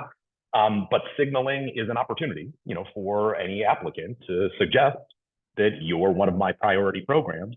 And I think it's human nature that if somebody says, hey, I like you, you want to look into whether you like that, right? Whether they have a lot of synergy with them in that process. Less so ultimately in the geographic preferences, because that's a little broader opportunity. But as the introduction suggested earlier, we have all 4 seasons in and around the Midwest, right? So chances are you weren't preferencing a region that gets snow unless you know what snow is, and we're going to be okay with potentially having a couple weeks or months of that in the process. So it just allows programs to understand that, again, you are looking forward to the opportunity, maybe not specifically at the program, but willing and wanting to look at the opportunities in the region, either just for training or, again, for potentially advanced placement as you go forward. It doesn't always mean that you have a support system or family in the area. And of course, that's not a requirement for residency, but lots of trainees will prioritize that as an opportunity for the next 3 years, understanding residency will be stressful and time consuming. And again, if you have family sometimes in the region, if not necessarily specifically in the city, it does provide some maybe geographical opportunity to stay connected to those support areas. So we do pay attention to these opportunities, but certainly for our program, and I imagine for all 4 of our programs, it can't be the only thing that we're looking at, although it's always nice when people say they think they like you. The national data on signaling shows that the highest chance of getting an interview is when your signal and your geographic preference matches. So when they looked at the pediatric data from last year, that was where there was like the best correlation. Our region is so broad. So I would say, I agree the same for Mark that like if you signaled us, there's lots of ways to show that you're interested in a program, right? You can go do a rotation there. You can signal them. You can apply to them, first of all. So if you apply to us, we know you're interested in us, but it is like you have 5 signals. It's a way to show that you're more interested. For us, when we were looking at 2 applicants, like let's say maybe it's later in the year and I have someone who canceled an interview and I have an open spot and I'm looking between 2 people of who to offer the next interview to, and one person signaled our geographic preference to our region and the other person didn't, I might give it to the person that geographic preference our region if they look otherwise similar on paper. I think that 2 things, you guys that heard me, I did the opening webinar for the FuturePedsRes this year and the DO webinar. So I've said this before. So if you've heard it, I apologize. But I think 2 things to keep in mind are one of the things that happened last year that was people generally have said are negative is if you preference our region, but spend a lot of time talking about that you'd like to be in a different state in that region, that has definitely been shown to hurt you. So if you say like, I'm preferencing this region that's on the webinar tonight, but you write a whole long thing about why you want to be in Ohio and that all your family's in Ohio, then that's going to tell me like you don't actually want to be in Illinois. So I think if that's what you really want is to focus there, then you can do that. But the way you probably would be better off is talking about why you want to be in the Midwest in general, and then signaling programs in Ohio if that's where you really want to be. The other mistake that came up for many people is when you had no preference, instead of putting no preference, to leave it blank. So it's important to understand on our side that if we see our region preferenced or if we see no preference, it means you really want to go anywhere. But if it's blank, it means that you said you would rather be in a different 3 regions. So if you do, that's fine. But if you really don't have a preference, make sure you mark no preference, and then we know that you're willing to be anywhere. And then really for us, like I think for most people, because it's what the rules are, signaling is used for interview invites and not shared after that. So it's not used for ranking or anything there. I think Bhavana, you commented on that too, right? Yeah, she did in the chat. I was going to echo that too, just to make sure that that's clear. So yeah, just for interview invites for the signaling, and we did really look at those who signaled us very closely as well, and do a really close look at their application, and we're more likely to offer interview invites to those people who did signal us. But similarly to what Mark said, I think to a much lesser degree, the geographic preference, we do, take a look at it. But I think we end up with residents from all across the country as well. So certainly not like something that's going to rule you out in any way, shape, or form. The other thing about signaling I'll say is for us, I don't know what all of your guys experience, like Kelsey and Bhavana and Mark, but when I looked back at all the people that signaled, I would say that like there were maybe 10 to 15 that I might not have looked at anyway and offered an interview to anyway. So I don't want people to think that like your whole future as a resident rests on which 5 places you signal. So it's great for someone like, for example, we have a resident who was like born and raised in Alabama, undergrad in Alabama, no connections to the area, but he signaled our program. I might have thought he would not have been somebody to look at the beginning, but he signaled us and now he's one of our interns. So it can make a difference in the end, but don't think that it's like the end all and be all. That's why in pediatrics, we decided to stay with just 5 signals. So it's not like an application cap. It's just one of these ways that you can, pass them a note like you're in middle school and say that you like them and say, do you like me too? Yeah. I agree totally. There was just a handful of people that we like Joanna said, that we wouldn't previously consider. It's more to include other interested people that you wouldn't think were interested previously than to exclude someone.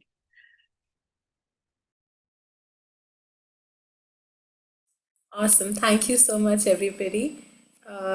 Another question that I've received is, do you have any tips or guides for an IMG applicant?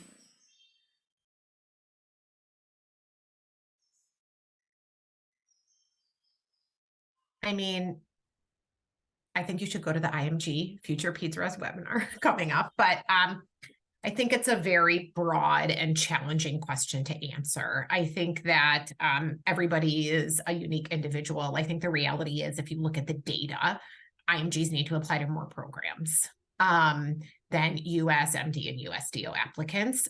Some of that also, though, depends on how far out you have been from clinical medicine. So the farther out you've been from clinical medicine, the more challenging it is to get a program. So you might need to cast a wider net. So I think that's like the biggest advice. And I think the other thing is,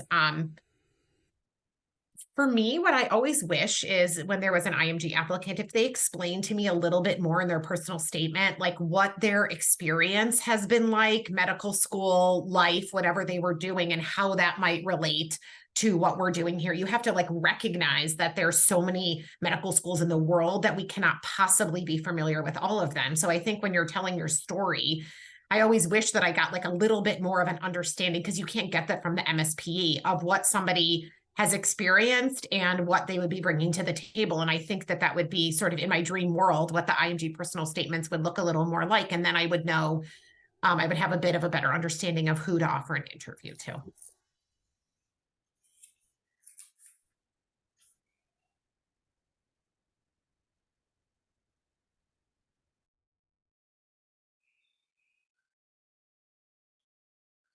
Perfect. There's also like a mentoring section through the AAP. They have a mentoring section for IMGs that are looking to pursue resident education in the States, and paired up with IMG pediatricians in medical education. So that might be a great resource for IMG students that are looking for someone, if you don't have someone like from your school that's at a program that can help you.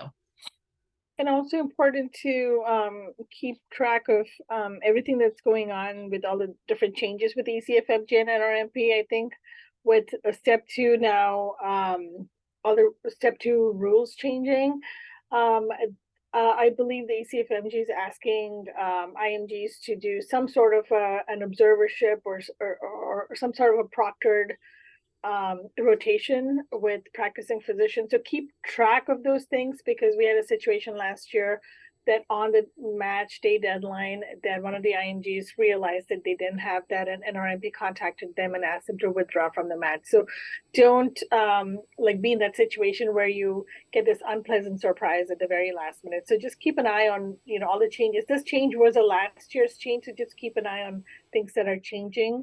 And I'm sure you're all very thorough in looking through all of that, but just something to keep in mind. I would agree. And although clearly not all IMG trained, applicants will require a visa, please check in on visa availability with those individual programs. Coordinators can usually answer those questions right away. But understand that individual programs do not make those decisions. Programs directors cannot change the policies of their hospitals, healthcare institutions, and medical education departments. So please don't take that personally, and there's no reason to ask the program director to try to be flexible on that. And my understanding is that essentially every program is beholden to the decisions of their healthcare system. I also wanted to just say one thing in terms of mass emailing of people. So we all receive a lot of emails that you can tell is a mass email to someone. So I think if you're going to email groups of people, please be thoughtful and careful with what you do. So if someone's a doctor, you should address them as a doctor. So me getting a letter like Dear Miss Joanna or Miss Lewis doesn't seem like you've really done your research. I think also things that are cut and pasted, I get a lot, I'm sure we all do get a lot of emails. This is not just from IMGs, but in general from everyone, where it's like 3 different fonts and the name of my program is in a different font. So I can tell you cut and pasted that in there. Spend the time, if you're going to send me an email, to make it be something I'm going to want to read and reply to. And then our breakout room here is a great example of lots of programs that have similar names. So please be careful who you're writing to. Every year, there's a handful of people who tell me how much they are interested in the Advocate Children's Hospital Oaklawn program. And I always want to write them back and say, that's so wonderful for you. I'd be happy to pass on your email to Dr. Butterly, who runs that program. I'm sure with the UIC and UIC Peoria, the same type of things happen. So just take that extra few minutes to make sure that you're thinking and really being thoughtful about what you're doing with sending these emails, because or else you're just wasting your time, because we're probably going to delete them if they're not. I mean, we get so many, you want yours to be the one that's read.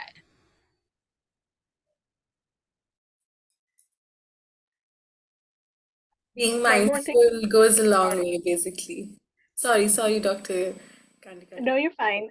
One more thing in terms of email etiquette is sometimes, someone will email me, and I'm not saying this is specific for IMGs, but for anybody. Emailing the program director and program coordinator is more than enough. You really do not need to seek other faculty members who have nothing to do with the residency program and the department chair and everybody and send them the same email, because what are they going to do? They're going to forward it to the program director, and then we get the same email from multiple different, and that can actually kind of turn us off towards the application. So that's another thing. It hurts you in the long run. So.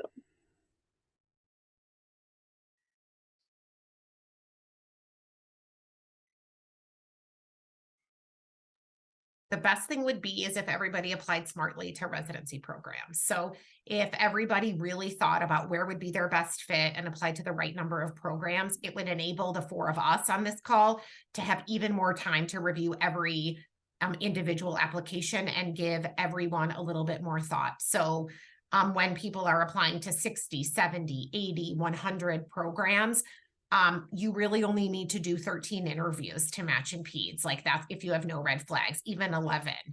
And so I think that if you need to look at what you think your rate of return is for interviews, and if you think that you can get, a good percentage, if you think you can get 50% of the interview you apply to, then that means you only need to apply to 26 programs, right? So just thinking about that.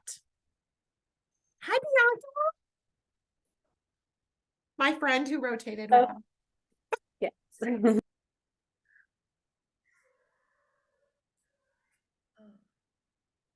What are your thoughts about including hobbies into the ERAS section now that there's these new changes?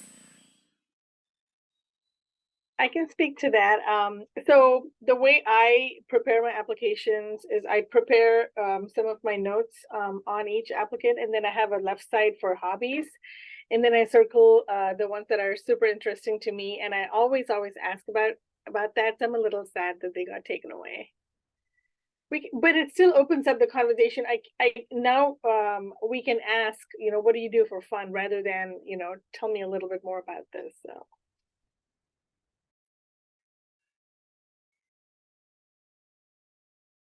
And I would say I've had a lot of students ask me about including a hobby as one of their 10 in ERAS. And I think you totally can. If that's something that you want to do, if it's important to you, I would encourage you to do that. It gives a nice talking point, especially if it's something you've done, really longitudinally, something you're proud of. Describe it. If we've had someone who's like a national Scrabble champion, that's super cool. So put that on there. That's fine. If you want to use that as one of your 10 that you talk about.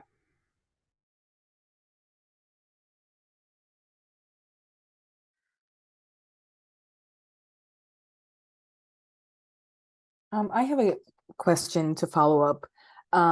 This is Chala, by the way. I'm a student in Southern Illinois University.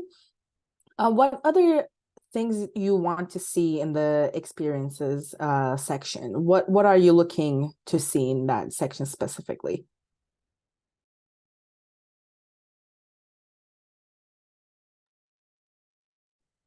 My answer to that is fairly general. What I'm looking for is a track record of an applicant being interested in something and going out of their way to commit to getting more experience, deeper breadth and understanding of that. That's a lot of what residency is going to be, although a significant portion of your residency is going to be pre-templated for you, right?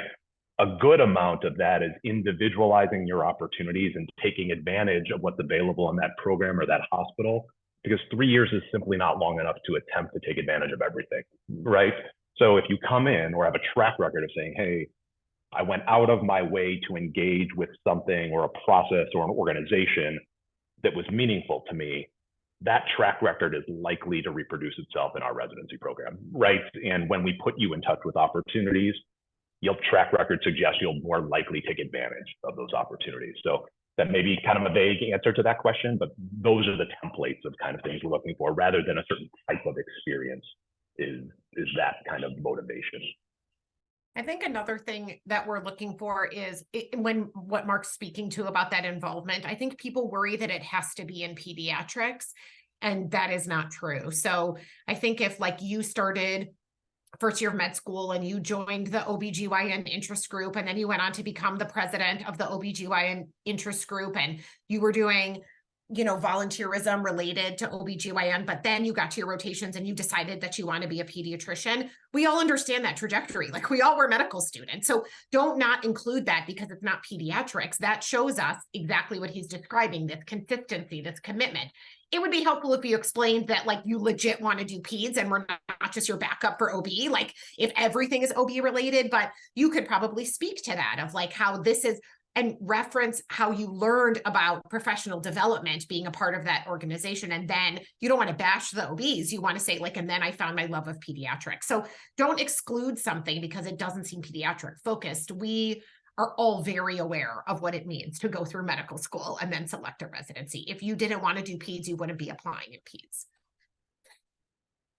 And I think echoing everything that you both have said already, I would just add on there that don't include something because you feel like you have to. So don't include some sort of very meaningless small experience because you feel like that's what we expect to see on your application. What we want to see is something that, you know, is real and meaningful for you. So those 10 things, they should be things that you can talk about, things that you actually are interested and passionate about. I would rather see something real than something that you think we want to see that's kind of tangential to who you actually are and what you're about.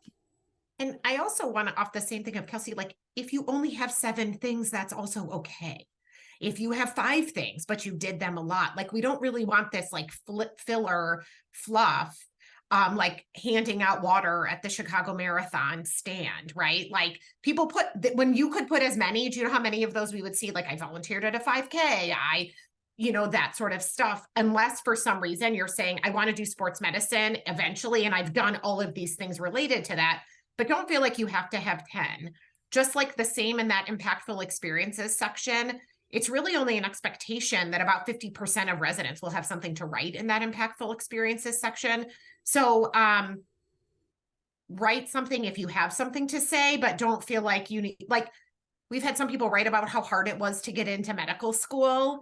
The answer to that is like, yes. I mean, we all know it's hard to get into medical school. So that feels like, unless there was something else that you're talking about, not just like that you had to apply to a lot of places, but if there was a family circumstance, if you overcame something that you feel like you need to talk about on your journey, that's important, but don't feel obligated to fill that box. We're all type A, we like to check boxes, but you don't have to fill them all.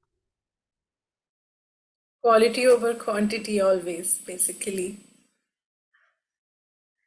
Thank you so much, everybody. Sadly, we are approaching the end of our program overview portion of the evening and have time for one last question.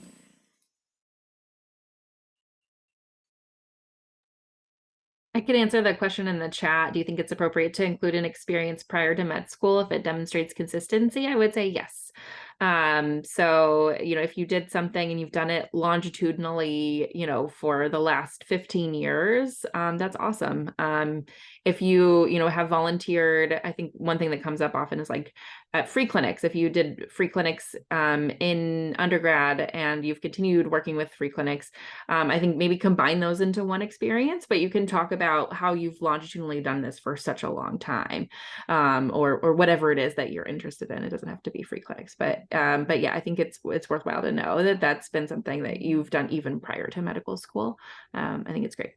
Yeah, I think another thing we see a lot is people that are really involved in like some sort of religious institution. So they've been like a religious school teacher or a youth advisor or something like that, because that also pertains to Peds. And a lot of people have done that like throughout college and then continued it through medical school. So that shows the ability to sort of approach children and be a leader and things. So those are other types of things that we've seen.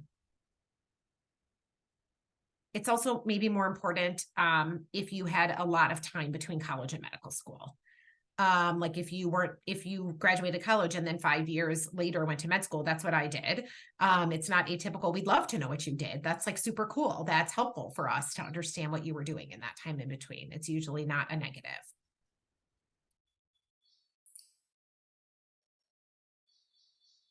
Awesome. Thank you so much. Hopefully, everybody got the chance to learn a bit more about what our East North Central programs have to offer. I want to repeat how grateful we are to all the program directors, coordinators, and other representatives who took out the time to join us tonight. We will now request our program representatives to kindly log off as we transition into the resident panel portion of the evening. I would say we're community-based, university affiliated with the NeoMed Medical School. We are in Akron, Ohio, which is just south of Cleveland. And we are big. We have a wide catchment area and serve a lot of patients. I would say one of our strong points of our program is we have a lot of kind of primary care offices spread throughout Northeast Ohio that are owned by Akron Children's, and that accounts for about 30 different offices all around. We have a busy hospital and do lots of surgeries and things like that. We have 26, we're going to have 26 residents a year starting next year. And a little over a third to close to 40%, I would say, go into fellowship versus primary care. And we have about 8 different fellowships in the within our institution. We have a couple new things this year. One of them is a kind of our new DEI curriculum. The other couple things that I would want to highlight is just the location. We're in the Midwest, but there's lots of things to do. We're just close to Cleveland, and we got major sports teams, and we got beautiful metro parks, great cost of living, no traffic. It's really, really nice. So looking forward to talking to more of you if you have any questions.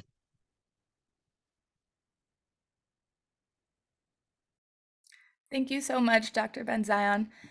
I would just like to give a couple seconds in case other attendings would like to join this breakout room. And next up, we're going to have Marshfield Children's Hospital.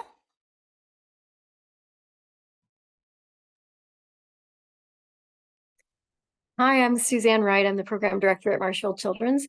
I believe Uzo's on with us, but his picture isn't showing up. Uzo, if you want to say hi. Hi. I'm the associate program director. I work with Suzanne. Yeah, so I've been at Marshfield Children's for about 20 years. I've been the program director for about 15 years. It's been a great ride. We love our program. We are in a small town. It is a small program. We hope that it's the right fit for some of you. We know it's not the right fit for everyone, but it's been really great getting to know our residents personally and to help them achieve their goals. About half of our residents go into fellowship and about half of them go into primary care. So we really try hard to prepare you for whatever you want to do. Our residents really bond and develop a sense of family because we're in a small town and because we really lean on each other as friends and as colleagues. They get close to their attendings as well, and it's really a delight and joy to get to know you guys as you grow and become young physicians and to really help you in that journey. We have a really big breadth of pediatric specialties, especially considering how small our town is and how small our program is. We have excellent breadth. So for example, we have pediatric nephrology and cardiology and GI and all the things that you would expect to have. And a PICU and a NICU and all of those things. But we also have the joy of living in a small community and developing these really close connections. So if that sounds like something that appeals to you, please look into our program a little further. I'm going to let Uzo say a few words. So yes, I am Uzo. I actually did all my training in New York City, and it's been, I think it's my 5th year of being the Associate Program Director. It's been a wonderful environment to train residents and to teach as well as practice. If you're looking for a residency training program that's focused on competence, comprehensive, compassionate care, regardless of what setting you plan to practice in the future, whether it be primary care, you want to be a fellow, a subspecialist in a rural, urban, or suburban setting, we do exactly that. It's 50-50 of our patients, half of our patients going to of our residents going to primary care, the other into subspecialty, not by design. It's just the way the numbers turn out.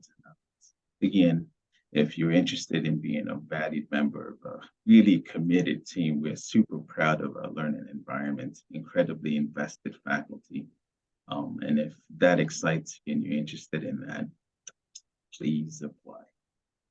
Thank you. Yeah, I'm not really good at watching the time, so I don't know how we're doing, but I know you guys are going to get a lot of information tonight, and it can be a little overwhelming, but I think that one thing I'd like to say is that I've gotten to know a lot of really incredible students and watch them become incredible pediatricians and do amazing things. And I know if you come to our program, you're going to do the same thing. So we just want to find a place. We want you to find a place that's the right fit for you. You know, whether a bigger program or a smaller program or whatever is right for you, we want you to thrive. And a lot of us program directors, we're all friends, we know each other, and we all want you to be happy. So, you know, really be honest in your approach and what makes you happy and what helps you thrive as a learner. That's great. Thank you both for being here and letting us know about your program. It sounds very, very tight-knit, which is great. Next up, we have Nationwide Children's Hospital. I'm just going to wait a couple seconds just in case anybody else wants to join. Okay. All right. Nationwide, if your representative can please unmute and tell us about your program. Hi, everyone. I'm Becky Wallahan. My pronouns are she, her, and I'm the program director at Nationwide Children's Hospital. I just want to start by saying congrats to all of you for choosing pediatrics. It is the absolute best specialty, and we can't wait to welcome all of you into the PEDS family. Just a little bit about our program. We are a large program matching 37 pediatric residents per year, as well as 5 child neuro, 1 PEDS genetics, and 10 med PEDS residents each year. We are housed within a freestanding children's hospital and have strengths in both primary care and subspecialty care. Obviously, our #1 focus is providing outstanding care to the children in our community and around the world. But I think alongside that, we are also leaders in a number of areas like research, quality and safety, medical education, and advocacy and health equity. And what that means is that creates a lot of opportunities for our residents. In addition to providing great clinical training, we really try to focus on helping our residents kind of identify and develop their passions within pediatrics. One way that we do that is through our advanced competency program. So these are kind of optional programs in academic areas of interest outside of clinical medicine, which really provide our residents with the mentorship and opportunities to gain kind of practical longitudinal experience and explore areas like advocacy, global health, med ed, research, and really lay a foundation for future success. For those of you who are passionate about child health research, we are one of the top 10 NIH-funded pediatric research facilities and have a lot of expertise in the full spectrum of research, including basic science, translational, clinical, and population health. And there are really ample opportunities for our residents to get involved. And while, kind of traditional research isn't mandatory for our residents, those who choose to engage are incredibly successful in those endeavors, presenting their work at regional and national meetings, receiving trainee awards, and grants through the AAP and other organizations. Just as we're committed to advancing the science of child health, advocacy, health equity, and community engagement are equally important, both to the mission of our hospital and our residency program. And as a program, we incorporate these things in a number of different ways, from our advocacy rotation, which is for all of our interns, to our advocacy advanced competency, and then our RECE program, which is a favorite of all of our residents. It's our Residents in Schools initiative, where our residents go out and teach health and science topics to second and third graders in Columbus Public Schools. And then I also want to highlight our PEARLS curriculum, which is our Pediatric Equity and Advocacy Resident Learning Series, which is really a longitudinal curriculum designed to mitigate both individual and systemic biases, which contribute to health disparities. And then finally, and probably like the one thing that I hope you all take away from tonight is that even though we are a large program, we are very much a family. We care about all of you and all of our residents as people. And it's really a priority of everyone here to provide a supportive environment in which our residents can really thrive. I think the sense of community and camaraderie are really some of our biggest strengths, and honestly make it a lot of fun to work here. And a big part of the reason that I've been here for now over 18 years, which is crazy to say. And so with that, I'll end and just say that I can't wait to meet many of you during the upcoming recruitment season, and I wish you all the best of luck.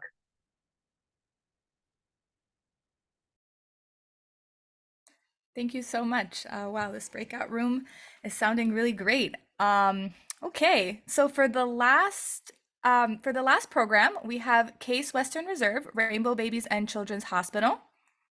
I would like to invite your representative to please unmute and tell us about your program. Hey everyone, my name is Angelique Ritas McCoy. I am one of the assistant program directors at Rainbow Babies and Children's Hospital, our very long name, tacked on to Case Western. So our program is a medium plus program. Dr. Pine is our program director, calls it a medium large program. We have about 27 residents per class, which sounds really large and is in a lot of ways, but I think one of the beautiful things about our program, kind of similar to others, is we find ways to create family. And so we have our flight families. So our program is divided into 4 flights. And so everyone is named after some wonderful pediatrician that's come through Rainbow at some point. And it allows them to rotate through our scheduling systems, which I'll talk about in a second, as a group. And so they kind of grow together, they learn together, they mentor one another, they're spread across the 3 years. And so it really becomes a really cool family. I also served as the rotation director for ambulatory general pediatrics, and we get to have lunch together, breakfast together when we do our academic sessions, and it's a really cool way to build community. I mentioned our scheduling program, and so we are X+Y scheduling. So one of the first groups in the initial cohorts in pediatrics to do that, and that's a 6+2 schedule. And so one of the things that allows is for residents to have 6 weeks in combination, typically, of whether it's wards or EM, or pick one of the ICU months, newborn nursery, and then have 2 weeks of dedicated ambulatory time. So it gives them a space, one, to really just be embedded in ambulatory general pediatrics. They can, as time goes on, combine that with some of their subspecialty interests in the ambulatory setting. But it also gives them this really great space to just be normal, to have like a really cool schedule where you're working 8 to 5, 9 to 5.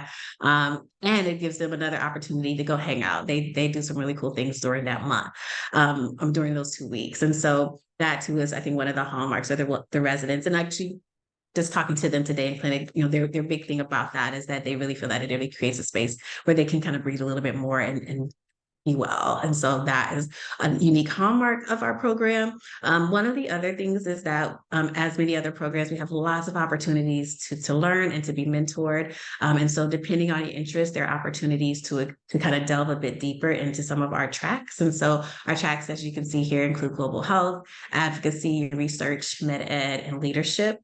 Some residents participate in both, and all residents have the opportunity to participate in some programming across those. And so we're able to combine efforts across those track programs and really be able to create this comprehensive program that in many ways is kind of designed for yourself. So as you see here, you can build your own electives and really create a space that allows you to really take some ownership over your education. The other part I wanted to focus on, in part because I'm a native of the greater Cleveland area, and so it's home for me, is that we have just this amazing community. Like a lot of other medium plus size cities, we have, our challenges, and in Cleveland, unfortunately, it really is tackling a lot of significant health inequities. And so being able to work in a space, in particular, our ambulatory site where we're embedded in the city, we work with a comprehensive group of social workers and lactation consultants, mental health workers, nutritionists, to really create this kind of home in the middle of the city. And so working on that piece is one thing, but it's also this really beautiful, culturally rich city that has all of the things that you want to find in an urban area: the sports, the live music, concerts in the park. We are in the hub of University Circle, where our museums are, as well as Case Western's campus. But we're also less than an hour away from Amish country. And so some of our residents get an opportunity to explore healthcare in those settings as well. And again, I'll just say, because I rep my city hard, like I really think that Cleveland is an amazing place to train. It's a beautiful community. I always look at it as that beloved community, like that we talk about when we really think about what diversity and inclusion means. And so I think if you want to consider a space that really, gives you a breadth of opportunities, allows you an opportunity to create and kind of, design your curriculum to some extent, and just train with some really amazingly fun people, I would love for you to consider it. So I look forward to hopefully meeting some of you along the application during the application season, and definitely open to questions if you have any. Thank you so, so much. And I am so sorry that I misspoke. We actually do have one more program. I really apologize for that. But okay, now last but not least, we have Medical College of Wisconsin. I am so sorry. If you guys can please unmute and tell us about your program. Thank you all so much for being here today. I apologize again. Oh, no problem, Andrea. Thank you for letting us close out this wonderful breakout room in our session today. I'm Mike Weisgerber. I'm the program director here in Milwaukee at the Medical College of Wisconsin and Children's Wisconsin.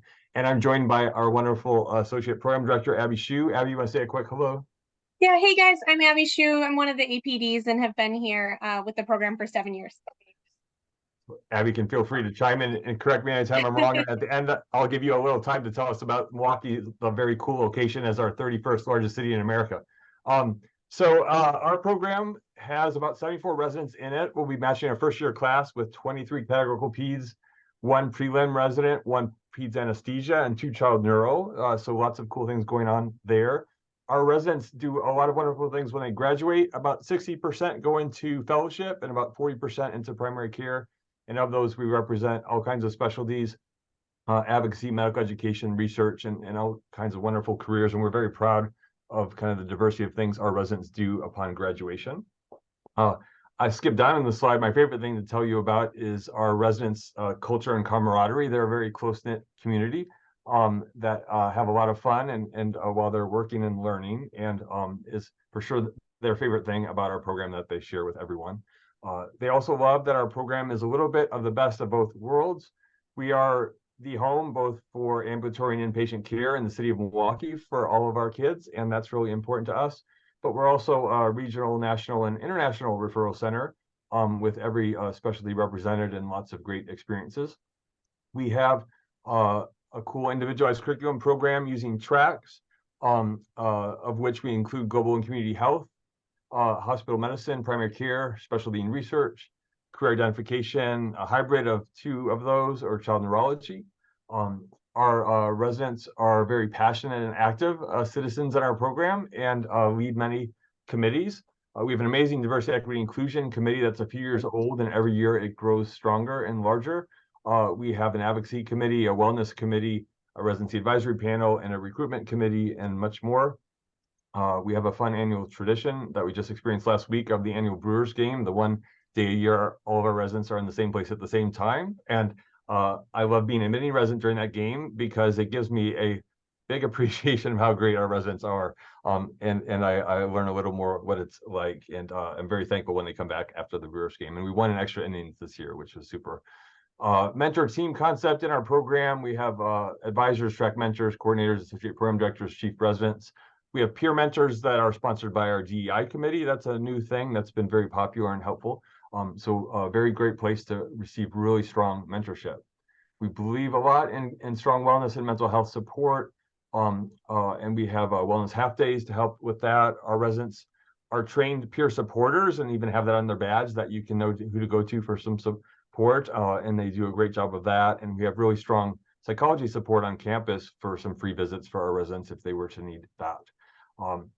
We have a wonderful curriculum with lots of components, including switching to an X+Y 6+2 model. In part, we appreciate Rainbow Babies as one of the programs we've consulted along the way to learn more about how you do that, and many others. And we're trying to build on the great work done by the 30 programs that launched this movement.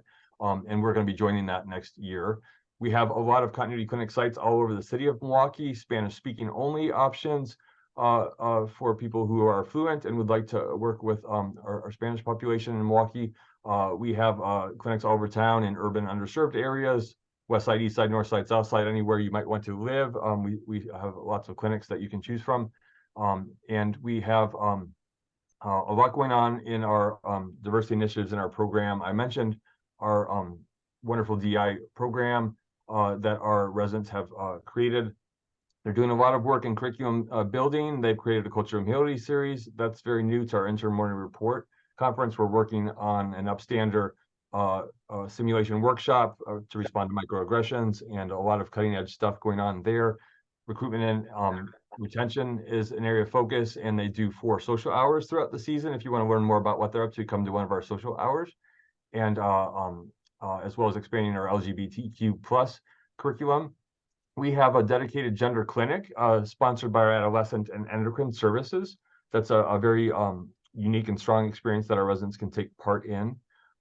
And we're very proud of not only our local resident development, but some national resident development that we sponsor with APPD AIMS program and the APA New Century Scholars program. We have 4 graduates, and 2 of our chief residents next year had national leadership training there that we're very proud of them and appreciate that work to strengthen our program.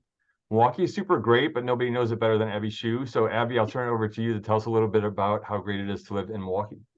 Yeah, so for anyone who hasn't had a chance to visit Milwaukee, I also love to rep our city. I think it's a really fantastic place here in the Midwest. We're right on Lake Michigan, so you get that sort of third coast feel. Lots of great sports teams with the Brewers that Mike mentioned earlier, but we also have the Bucks who won a national championship a few years ago now. It wasn't last year, but we're going to come back, I think.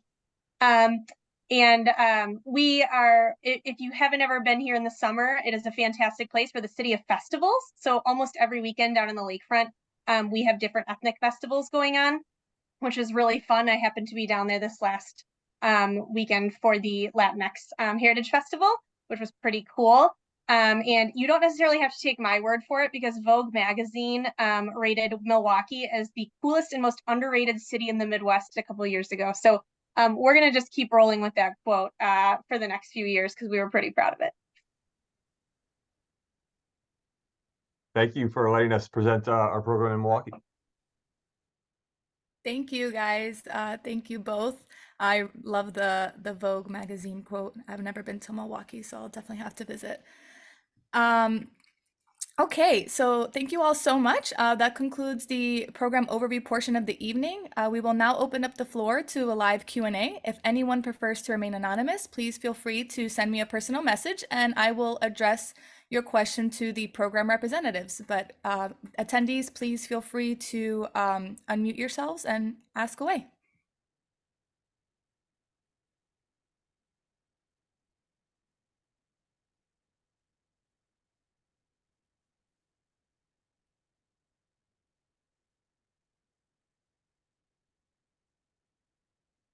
Okay.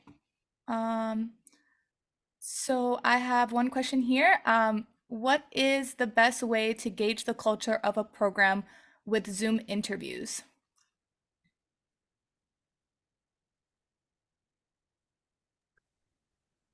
So I will jump in because I think, all programs really should give you the opportunity to talk to residents. And I think they all do. And that's really, I think, the best way.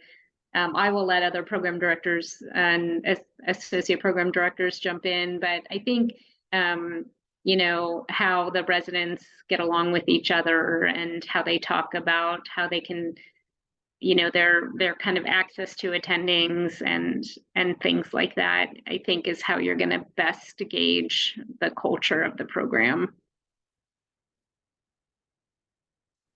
Yeah, I would agree. Sorry, go ahead. I was just going to say, I know that this is hard, and we would love to meet all of you guys in person, and we're just trying to, keep this inexpensive and equitable for everyone, but we recognize that that is hard. But definitely agree with you, just trying to, join those, social hours or whatever opportunities that the programs give you to meet the residents, because I think that is where you get the vibe and the sense of whether this is a place that fits you. Sometimes the Instagram accounts can help too, in terms of getting a sense of, what are these people like? What do they do? How do they get along? That might give you kind of a flavor of sort of what people like to do around there. So anyway, we realize this is hard, but I do think it'll hopefully get easier the more interviews you do and the more programs you experience.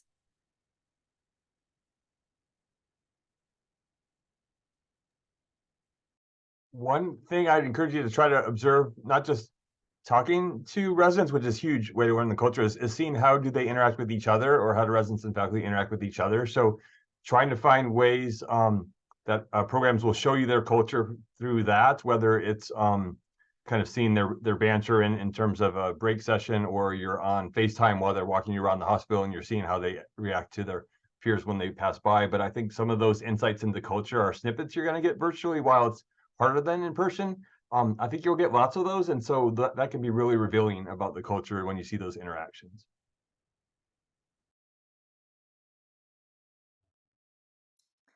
We have a question in the chat here. What's an area that you'd like to see improvement in your residency program?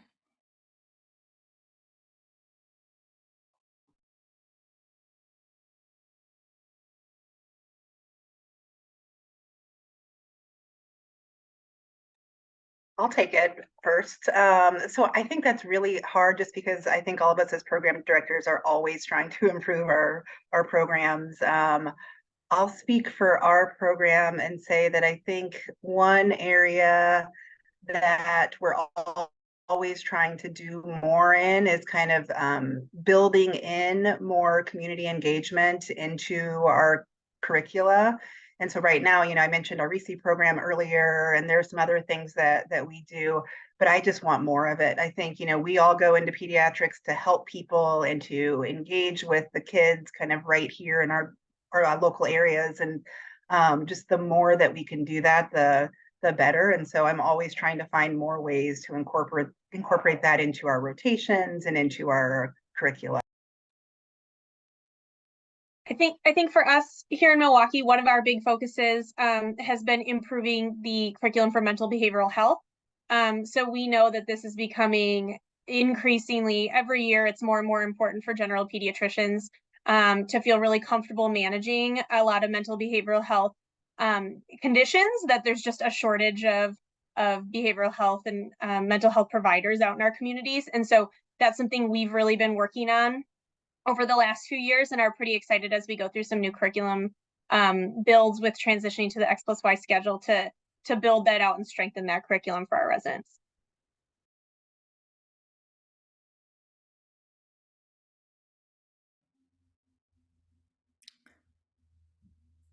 Okay.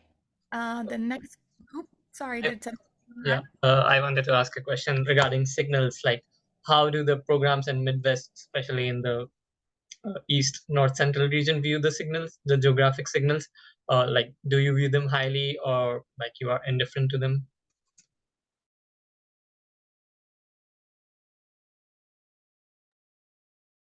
That's a really good question. I think we're all trying to figure out, this is our second year using signals, and I think we're all trying to figure out what they help us with. I would say, I think the geographic signals are very broad, and so they're not as helpful, I would say, unless you're specific about kind of maybe the area you would like to be in. So again, I will let other PDs jump in, but that's my sense of the geographic signal personally. Yeah, I agree, Sabrina. We're still trying to figure out what signals mean and how they help us. This past year, we really used them minimally, and it was really, one small data point when you think about the whole holistic review of an applicant's file. And, we might use it as like a tiebreaker, when thinking about who to offer interviews to. But really didn't know what to make of it, and are not quite sure, honestly, how we're going to utilize them this year.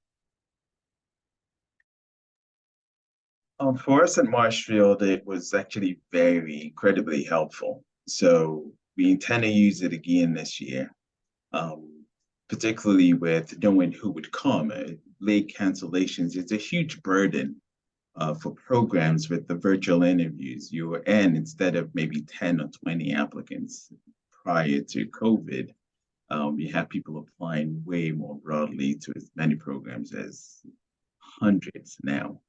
So a way to measure your interest and actually taking up an interview, so it saves both the program and someone else's, affords someone a spot for an interview. I think that's one of the ways that we used it, and it worked. It worked for us really, really well. Yeah, I want to just echo that. I just noticed that my name is also Uzo Okori. I guess I didn't change mine, but anyway, Uzo and I are a team. I would just say that the rural urban designation really was helpful for us, because if you really have no interest in being in a small town, and that really does not fit well for you, it's good for us to know that. If you really prefer an urban environment, or if you really are open to either one, or you really prefer a smaller environment for your family or for your personal wellness, I think that does help us know a little bit more about you and where you would thrive. So we find that helpful.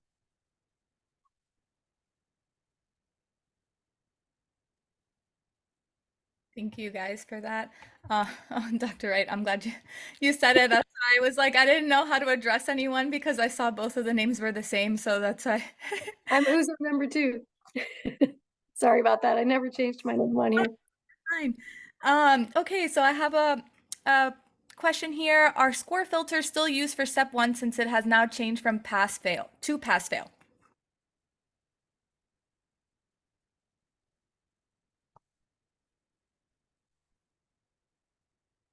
I think most people are not considering step 1 scores anymore. I can't speak for every program, but step 1 scores really, it is pass-fail. Nobody's looking too hard at those scores, as far as I know. I think people still look at your step 2 scores.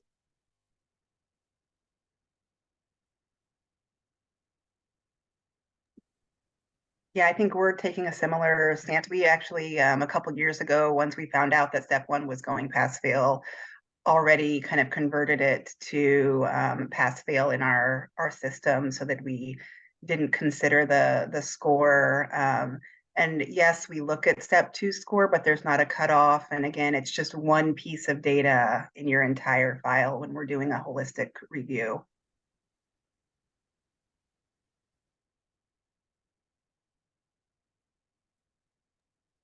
I have a question about another part of the application. Hi, my name is Chala. I'm a fourth-year medical student from Southern Illinois University. So I know that you all read hundreds of personal statements. What makes it stand out?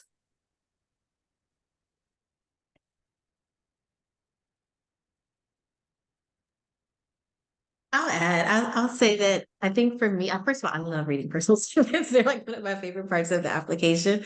And I think part of it is because we get to kind of hear your story. I think the story and your journey is really what we're looking for, like what you've learned during this process. We all know this is a really arduous process, kind of becoming a physician. And we all learn different things, and we all, have moved through different challenges. And so I think really hearing about how you've grown, what you've learned, what you hope to be is great also. But I think it's really the story that we really want to hear, at least from my perspective.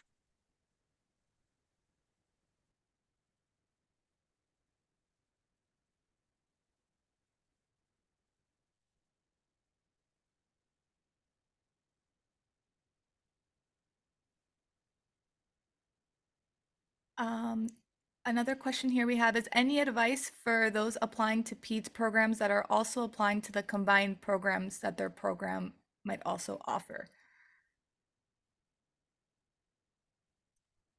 At Marshfield, we offer PEDS and med PEDS, and sometimes we interview people for both. And I don't think you're required to disclose that you're interviewing for both.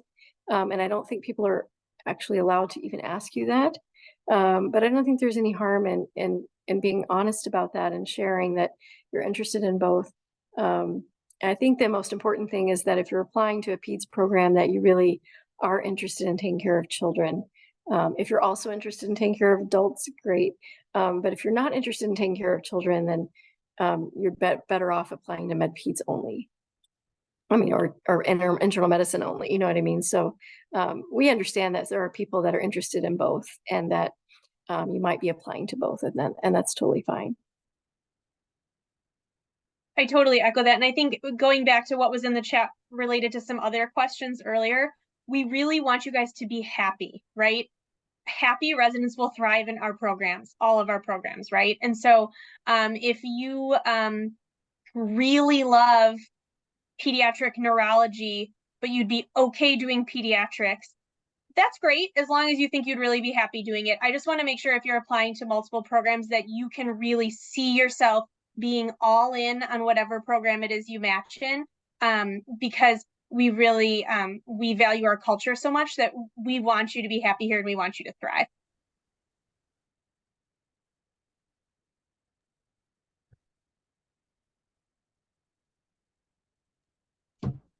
Another question we have in the chat is that since the ERAS is now limited to 10 experiences, what experiences would you guys prefer having in those 10 experiences, because it is kind of limited now? I'm actually excited to have only 10 experiences to look through, only because I think it really allows you as an applicant to kind of tell a story and paint a picture of like what you're truly passionate about and what you hope to do with your career. And I think that's what I'm looking for in those experiences, is for them to kind of paint a picture of who you are, what you care about, and really just kind of tell a story about what you hope to gain in your career. Because I think before it was kind of like a long laundry list of things. And I think the 10 really, I think, is a benefit for you as applicants, because it really allows you to kind of whittle down and focus on the things that are most meaningful to you all. I fully agree. Sometimes we get lost in the 29 activities you have participated in, but on the meaningful experiences, you've got us at 2. We read your top 2 and can be amazed by your passion for something and how you built this whole organization or whatever the great things are that you have done. So yeah, take advantage of it. And it's more quality than quantity, and it's tell your story in a few key areas, which tends to be much more meaningful than the CV style. And again, I think it's that fit thing, right? So we look at it, and if there's something that you are doing and it's like, oh, wow, we have something that might align in our program, then that's what we can talk to you about during the interview, So it's like, can we align, right? And I think that's what we all want, is we want a good fit, so that we have people that are happy they matched at the program, So I'm happy that it's 10 as well. There's so many applications, and you know, we're all trying to look at lots of things, but really what is it about you, right? How can you, in your statement, in your activities, how do we then say, oh, this is a picture of somebody? So I love the trend that you guys all want your future residents to be happy. So that's very refreshing to hear. You guys have all said that. Okay, so another question is how open are your programs to US and foreign IMG applicants?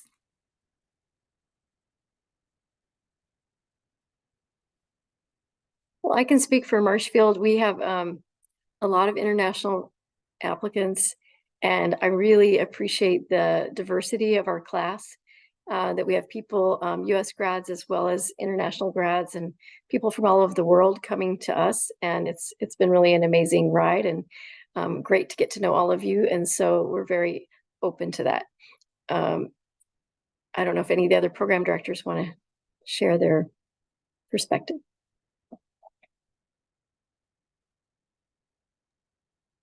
Yeah, we're a pretty, large program, but we have a good 2 to 4 residents per year matching with us that are internationally trained. And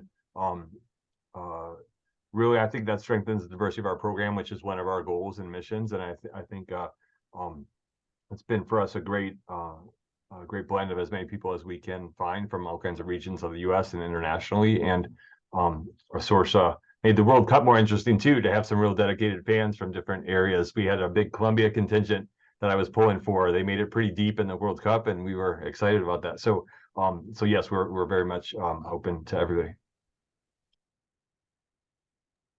And I would just echo kind of what's already been said, even though we are a large program and international medical graduates do not make up the majority of our program, we certainly have, a few every year. And I think it goes back to, not to sound like a broken record, but I think it goes back to what we said about just finding folks who are the right fit in terms of their interests and kind of their career path with our program, and making sure that we are an environment in which they can thrive. And so we're definitely open to US and non-US medical grads.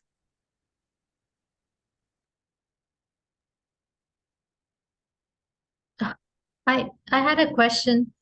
First of all, thank you everyone for giving such a wonderful insight to your programs. It was so nice listening to everything and how passionate you are about your programs. I am Bhavya Patel. I am an international medical graduate from India. I had a question about how do you assist your interns, the first years, through the steep learning curve that they have when they start off?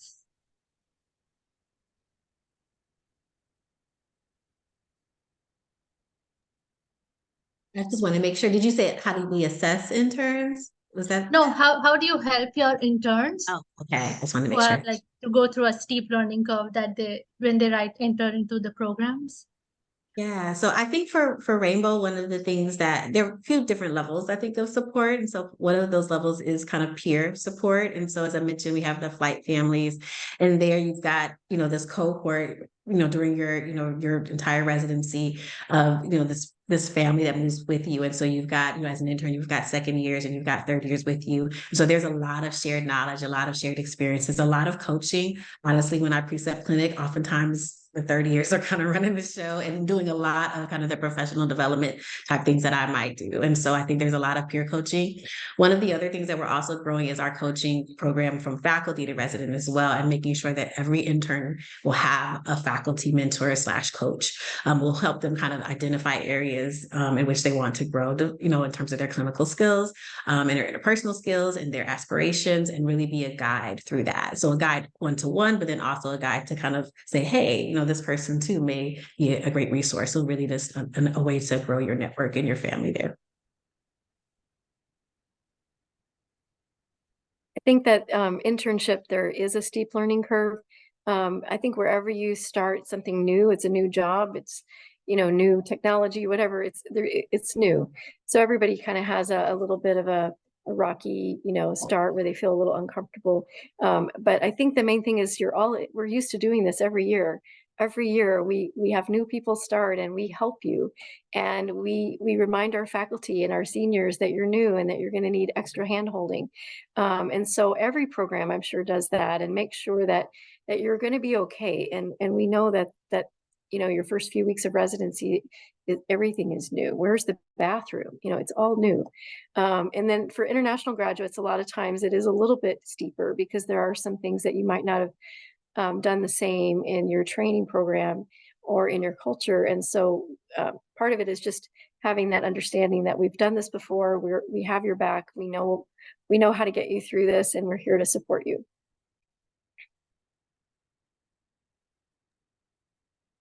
Thank you so much.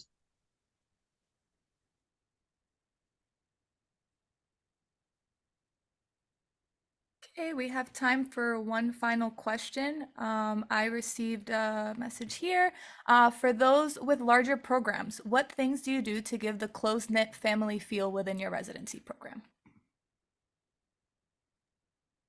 So I'm probably the biggest program here, so I'll start. But I think, I put this in the chat a little bit, but it really starts before our residents even join us. So we kind of break them up into, it starts with Butterfly Buddies is what we call it, but it's kind of like a peer support mentorship program. But then that has now expanded to what we call Butterfly Families. So we have kind of multi-generational resident families that really are there to just help bring our new interns kind of into the mix, and like someone said earlier, show them where the bathrooms are and where the fun places to hang out around town. We also bring them in to kind of mentorship families. So we have something called Frogs that are faculty resident groups, to, again, just to help them feel more comfortable. It's not about research mentorship or anything else. It's really just about support and being there for our colleagues. And then we try to schedule a lot of social events and other things just to really bring people into the fold and encourage that camaraderie.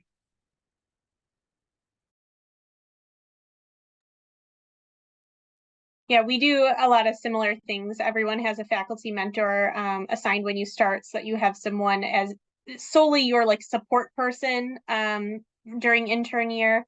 And then we do have a peer buddy system as well that our residents actually started, where they have a senior paired with an intern. We also do some class breakout days in our conference curriculum, so that classes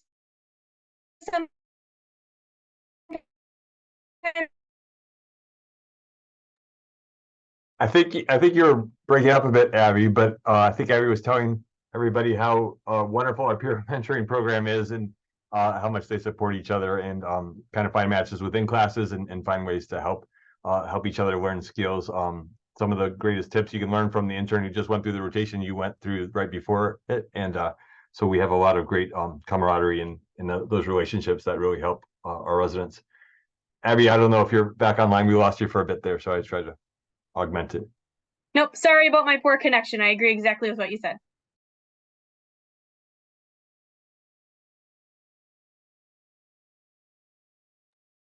I already mentioned our flights, but our flights are awesome. So I think kind of similar again to that peer mentoring group that others, I think we all find our way. Really, we want, as we've said before, everyone to be happy and to find community. And part of what helps us be well in our workspaces and be successful and be most creative and be most innovative is to be well and to feel like you're in community. And so I think those spaces really help do that. We just had our all resident retreat, which is another way for everyone to just kind of decompress and have fun and strategize about, the ways the residents want to kind of grow the program and evolve the program, but also just to kind of hang out. The interns also have their own retreat, and the juniors have their own retreat. So it's we kind of do it across the program and also individually. I think it gives everyone a chance to kind of be seen and be heard and be whole at the same time. So yeah, so yay to our flights one more time. I think I've probably mentioned it 10 times.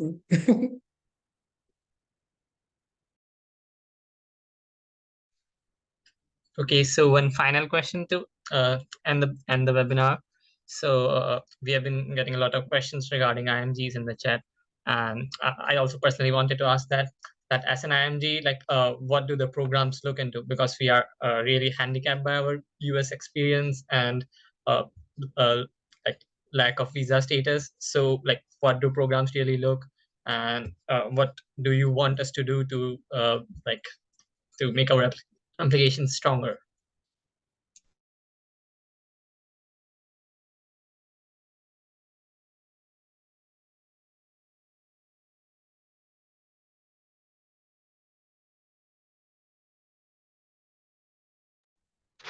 I think for us, one of the things again is like we're you know, a busy hospital with you know, a fair amount of inpatient rotations in the first year. So I think if somebody has had, you know, that experience and you know, they know that that's something that they've done, and that's what we, you know, we think somebody will probably do better in our program if they've had those experiences before, as opposed to strictly outpatient, for instance, and they haven't been on the floors before and been on a busy floor.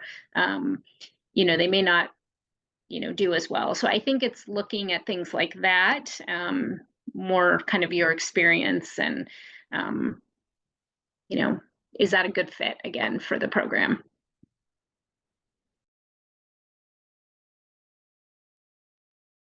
Yeah, I would agree. Clinical US experience, especially in pediatrics, is very helpful. We know it's sometimes hard to find. As an international graduate, it can be hard to get those experiences. So even if it's not in pediatrics, but if it's a US clinical experience, that definitely helps. And I think it just really helps to be yourself and to be honest and to help us really know what you want and you know, what your strengths are as a future physician. Because this is, you know, this is your career and your future, and we want to make sure you're the right fit for pediatrics or the right fit for our program, because then you're going to grow and learn and be great. So just being really honest and really going after what you really want, and showing us why you really want that is helpful. I think we all look very closely at MSPE statements and letters of recommendation. And while you may not be able to change your institution's MSPE, although I'd encourage some institutions do it much better than others, and that does play a real role, but you can control the letters of recommendation. And so choosing carefully who's writing your letter so that it really gives a meaningful description of your abilities and what you've done can be helpful. And then taking advantage of those 10 meaningful experience section where you can write about some things that are really important to you that may really resonate with us. And if it matches something going on in our program, that may make it more likely to find that match.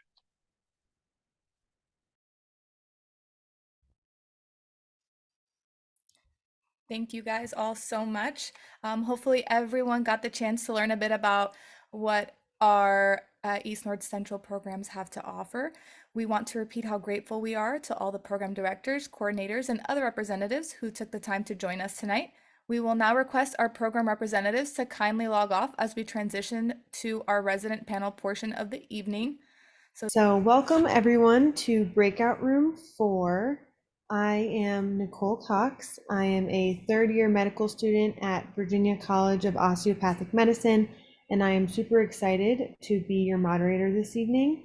And I'm also working with Catherine on this in this breakout room. Okay, so I would like to invite our program representatives to give a short presentation about their programs for 5 minutes for the first part of the evening.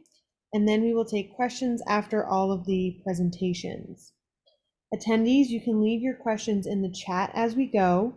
We also encourage the programs to make use of the chat to answer any questions if they can, just in case we run out of time.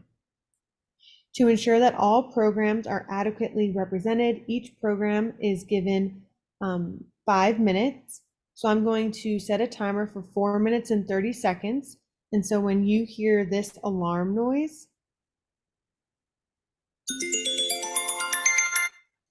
that will signify that you have 30 seconds remaining. So let's get started. Our first program of this evening is Rush University Medical Center. So I would like to give your representative some time to unmute and tell us about your program. Hi there. Is everyone able to hear me? Great. My name is Colleen Nash. I'm one of the associate program directors at Rush University Medical Center, also Rush Children's Hospital. And one of our other associate program directors, Vikram Nandan, is here as well. It's a pleasure to be here. Thank you so much for this opportunity. And you can see our program director, Bridget Voigt, in the upper right-hand corner, along with our Steadfast program coordinator, Mohammed Yassin. So a little bit about our program. We are nestled right in the heart of Chicago, kind of just west of the central city. We are a medium-sized program, a hospital within a hospital, a much larger hospital system. And we have a really unique position being kind of in the heart of the city. And we have kind of a mixed group of trainees, having some fellowship programs, but not all of our units staffed by fellows. So residents get kind of a unique perspective of having a lot of one-on-one time with attendings, in addition to having some of those resident fellow experiences, which really lend themselves well to teaching and experiences without being overwhelmed, with fellowship programs in all aspects of our training program. And with this resident attending relationship and this kind of closer knit community, we feel this really facilitates the mentorship aspect that we do so well in terms of building those connections with attendings and faculty that are on similar career paths to some of our residents. And so, residents kind of build those connections early and deeply, that can then augment their pathway to that next step even after residency. And so there's so many things to talk about, and certainly open to many questions, and there's lots of details on this slide, but some of the kind of unique aspects of our program are things that really stand out, include our outpatient primary care center, which is the largest academic outpatient center in the entire city of Chicago. All of our residents are able to rotate through here with continuity clinic, and as part of their Y week, as we have shifted to an X+Y schedule. And this really provides a rigorous, robust training experience that really is suited to any career path, be it primary care or fellowship. And our residents are very much a mix of both of those career paths. And another really strong quality about our program that kind of ties into our strong kind of outpatient academic center is the decades-long commitment to community engagement. And this is not just with our children's hospital, but with the institution as a whole, really drawing in the most vulnerable and engaging the most vulnerable patient populations that are just next door to us on the near west side of Chicago. And so there's so many opportunities for our residents to participate in those activities and initiatives. And there's certainly the expectation that there will be some of that community engagement throughout residency through our advocacy rotation. And then those wanting to dive deeper, we offer an advocacy track where residents can experience on a deeper level a project of their choosing that really is tied to those community relationships and engaging the patient population that we hope that resident will then take care of in the future. And then in addition to our advocacy track, we have two other tracks, our global health track and our patient safety and quality track for those interested in quality improvement and more hospital-based research-driven initiatives and some outpatient initiatives as well. And so those are some of our highlights to our program, and we are certainly so grateful to be here and welcome any and all questions. There are so many kind of programs to choose from that are absolutely wonderful in this region and certainly in the city of Chicago. And so certainly happy to dive deeper into more program specifics with any questions that anyone may have. That's it. Thank you so much. Thank you so much for sharing about your program. Our next program is Ascension St. Vincent. I would like to invite your representative to unmute and tell us about your program. Hello, my name is Catherine Grev. I'm the chief resident of the program. And Dr. Rita Patel is also in the meeting. And then we have Erica Naylor, who's our program coordinator, whose picture is also on the slide. Welcome everyone to Ascension St. Vincent, also known as Peyton Manning Children's Hospital. Peyton Manning does come and visit. He was actually here last week for the dedication of our new Women and Children's Hospital, or Women's Hospital, that's connected to our Children's Hospital that'll house our new NICU. We are a freestanding children's hospital, one of two in the whole state of Indiana. So we have a very large catchment area, a lot of unique patient populations that we serve. We have a variety of services that we offer, including ECMO, transplant. We, during the time that I've been in residency, we've become a level 1 trauma center and a burn unit, or a burn center. We actually have the largest NICU in the state with over 100 beds. Overall, I would definitely echo what was being said about what is fairly typical programs in the Midwest region. We do have very much a family feel, and that's very much highlighted. We're a small program, so we have 6 residents per class, so you definitely get to know everyone very well. My best friends I've made through the program.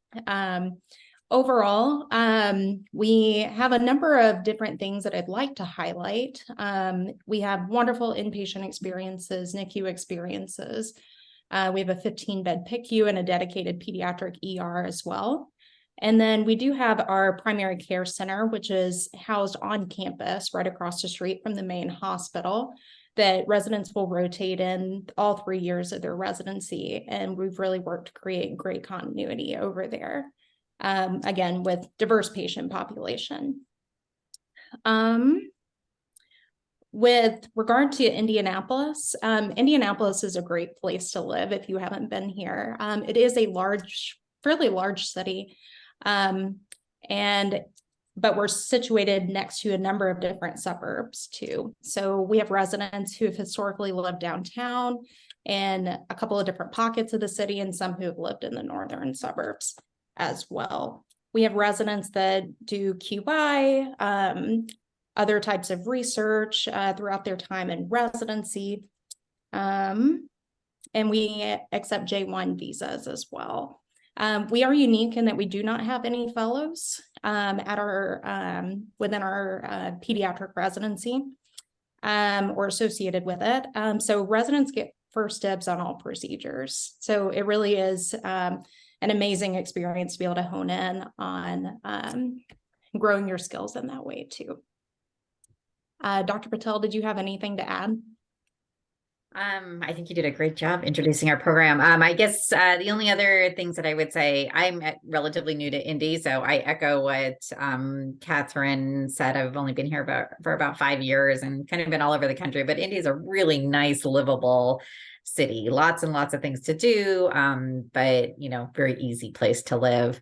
And then in terms of our program, the only other thing I would say is that we do kind of have a mix of what people end up going into. So we're probably sitting around 50% now fellowship, and about 40% primary care, and about 10% who are just kind of going straight into hospitalist medicine without doing a fellowship in between. So so it really kind of sets you up for whatever you want to go into. We don't have tracks.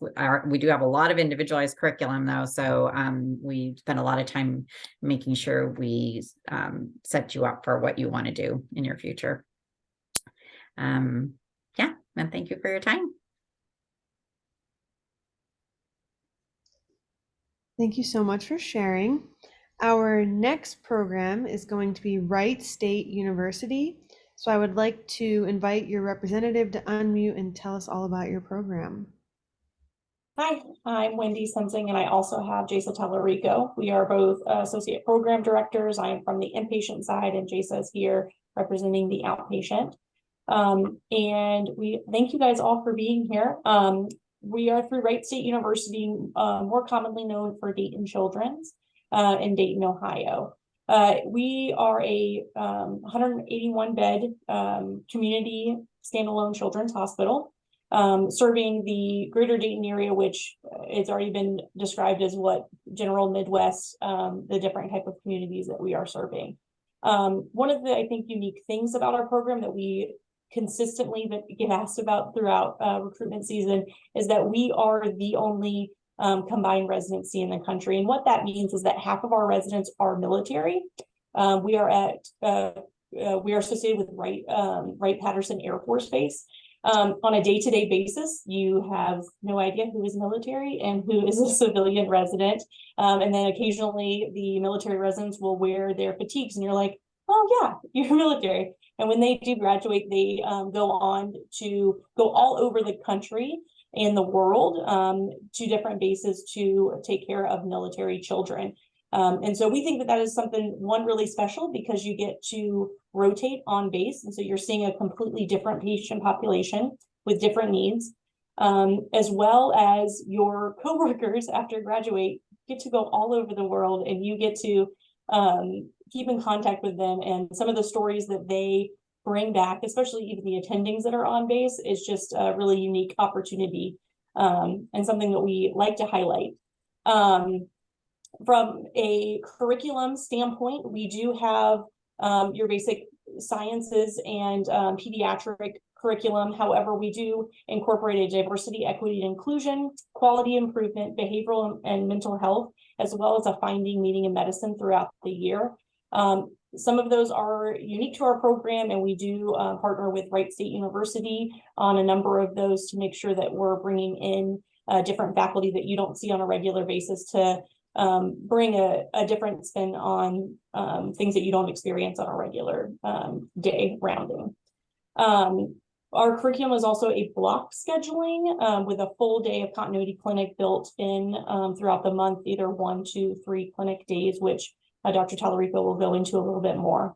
One of the things that the residents, if you don't go to our happy hour, wanted to make sure that I had come across was that the fun aspect of our program, they are a competitive group, which I think most medical students are in general, but they want to make sure that everybody knows that we do resident Olympics and we have many out of the hospital competitive sports that they play. So they really want to make sure that if you want to come here that you are competitive and you would like to play with them, because that is something that is a great bonding experience that they get.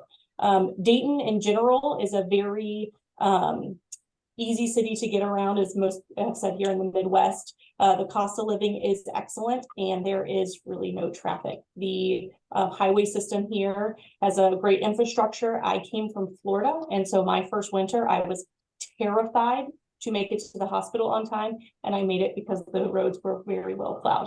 So if you were nervous about that as I was, it is something that is easy in our town and you would be able to make it in. Jasa?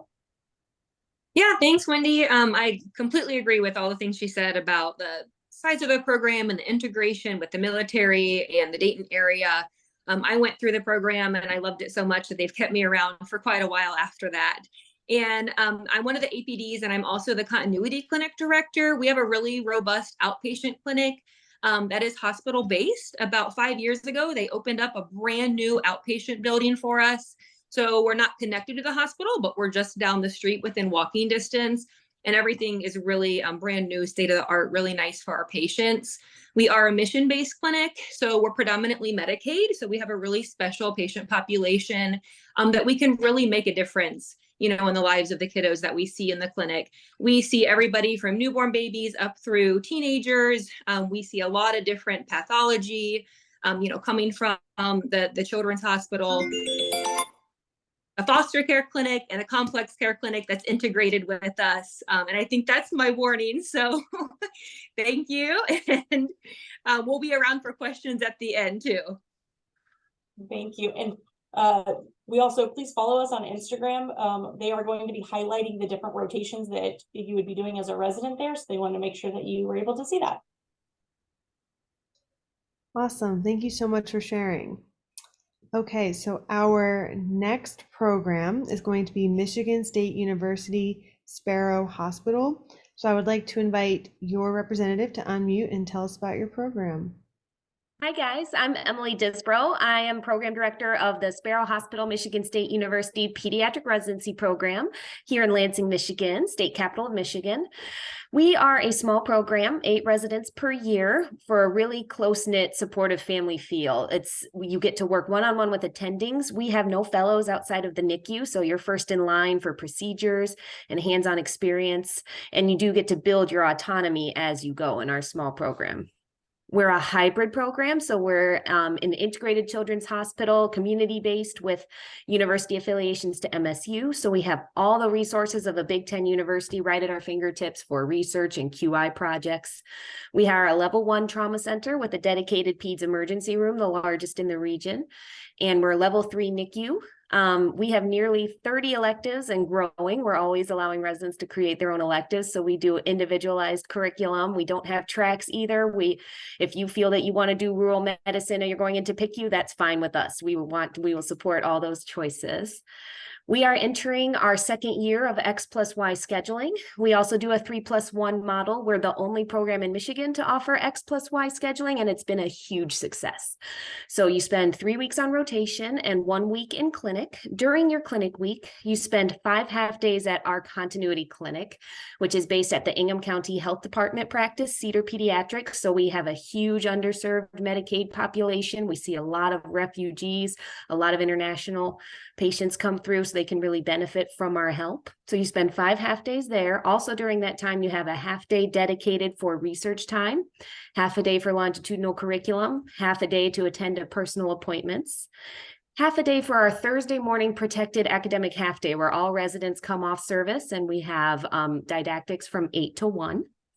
And then on Friday afternoon, the resident portion of the clinic is actually closed. The attendings see patients, and on Friday afternoons, we have small group primary care focused didactics with just you and the folks that are in clinic with you that week. So lots of opportunity for protected education.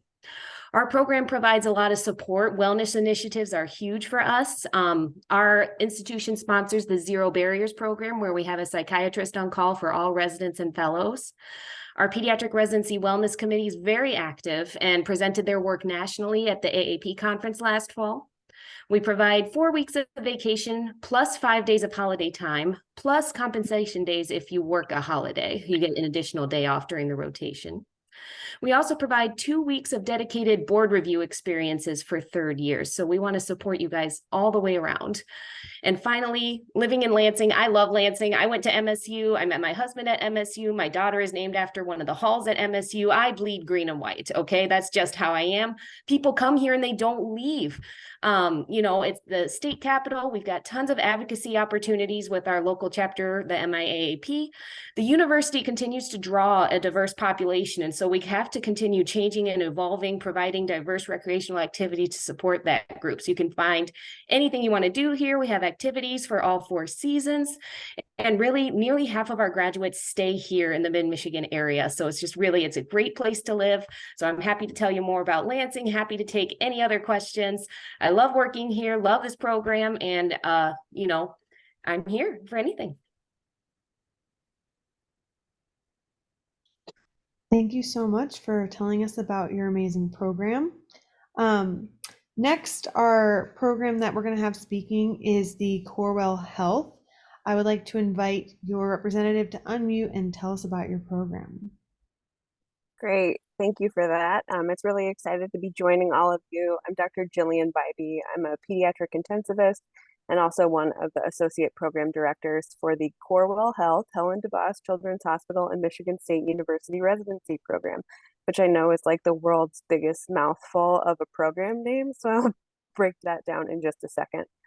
You can see here on our slide our program director, Dr. Kira Saplinga, and then we also have 2 additional APDs and 4 program coordinators and 3 chief residents. So we have a medium-sized program with 20 residents a year, We also have 2 peds neuro residents who, for their first 2 years of training, are treated just like pediatric residents.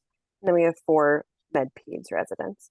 So a little bit about our name to break down the mouthful. Corewell Health is a large health system in Michigan. It was formerly called Spectrum Health, but has recently merged with another health system on the east side of the state so that it encompasses the whole state. But here we are at Helen DeVos Children's Hospital in Grand Rapids, Michigan, which is a freestanding children's hospital with 240 beds. So that we are a freestanding children's hospital within a large health system. And that gives us a lot of good benefits where we have all the benefits of being a freestanding hospital, but also have resources to draw on those other 36 ACGME accredited residencies and fellowships throughout our system, so that our residents do a lot of networking with other residents throughout the system. And some of those residents come and rotate in our program, which I think lends a lot of learning between the programs. Michigan State is our affiliated hospital. It's not our primary hospital. As you heard another program mentioned, they're the primary hospital of that program. But we do have a Michigan State University campus here. And so we have many medical students that rotate with us.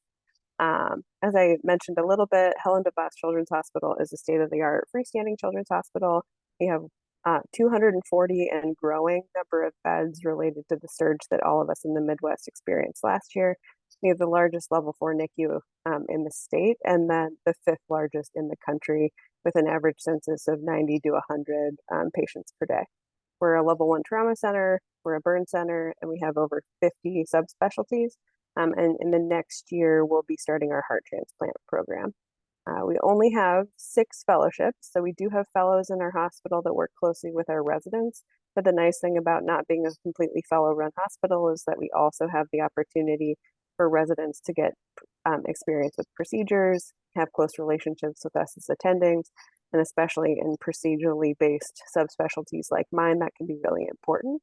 I said that I would come here for 5 years, but have now been here for 6 years because I really love the program. I think the people are the best. And when you talk to people who have come to the program and who have stayed in our hospital, really it's the group of people, just like you've heard from everyone in this group. I think Midwest people really are people who like each other and who like to work with each other. You can see a lot of other great details about our program, including the fact that we do have tracks. But if one of those tracks does not work for our residents, we have 5 different tracks. They are more than welcome to sort of build their own to make sure that they get the best experience possible. We do have some fun program traditions. The ones that the chiefs told me I should mention is that ice cream rounds are really important. We have an ice cream window in our hospital. And so if people have had a long day or a long week, we go for ice cream instead of doing feedback on the unit, and especially important in the PICU where I work. And that's a little bit about us. If you have questions, feel free to check us out on Instagram, or certainly I'm happy to answer them at the end of this session.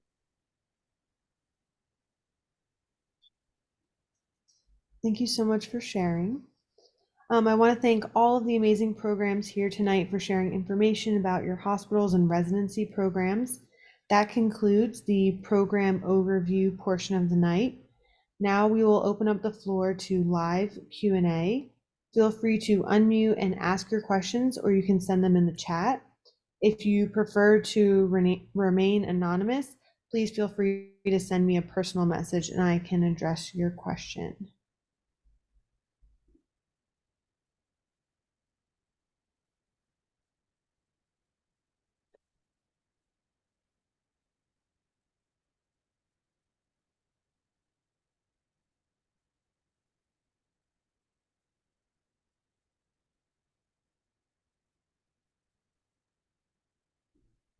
I'll go first. I have a quick question for Wright State's APDs. Could you guys talk a little bit more on the diabetes camp that is on your slide? Yeah, absolutely. And I think our chief residents are on, and they're probably a little more closely related than I am. But diabetes camp has been going on for as long as I can remember. And it's a week where the residents who choose, it's not mandatory or anything, the residents who are interested and able to go get to go spend a week with kiddos of different ages with diabetes, and they're like their camp counselors. Dr. Stanfield, if you're on, you might be able to better provide information about diabetes camp. Yeah, I don't know if you guys can see me. I think you can. I just can't see myself. Yeah, diabetes camp is something that usually I'd say between like 8 and 12 residents. Third years are get the kind of preference if they'd like to go. But a lot of times it's majority of second years, and it's the first week in July. We have a close-knit relationship with like a YMCA camp about an hour north of Dayton. And you're not necessarily serving as their camp counselor. They have camp counselors for every cabin, and they also have type 1 diabetes. So you don't have to go to every single thing that they do. You don't have to sleep in the cabin with them. But you are the doctor, and you keep all their sugar sheets, you keep all their calculations. You're making kind of hour by hour, meal by meal changes to their diabetes plan based on what activity they're doing, what the weather is. So it's really learning diabetes care on the fly. And I know I did it my second year, and it really set me up for success going into my second and third year, especially working with like subspecialists. So, and it's a lot of fun. You're at camp, so you're horseback riding, you're swimming in the pool, you're playing games with all the kids, movie night. So it is a lot of fun, but you know, it is work too. You wake up at 2 a.m. and go check their sugars, and you know, so it's a great mix, and it's a lot of frontline care that you're not going to get in the hospital, which was just a great experience for me and for most people that I've talked to.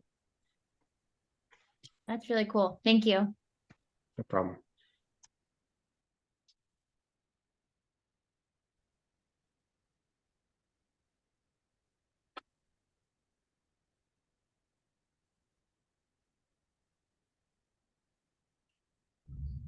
Okay, so this next question is directed towards all the programs. What is something you wish applicants knew before they applied to your program?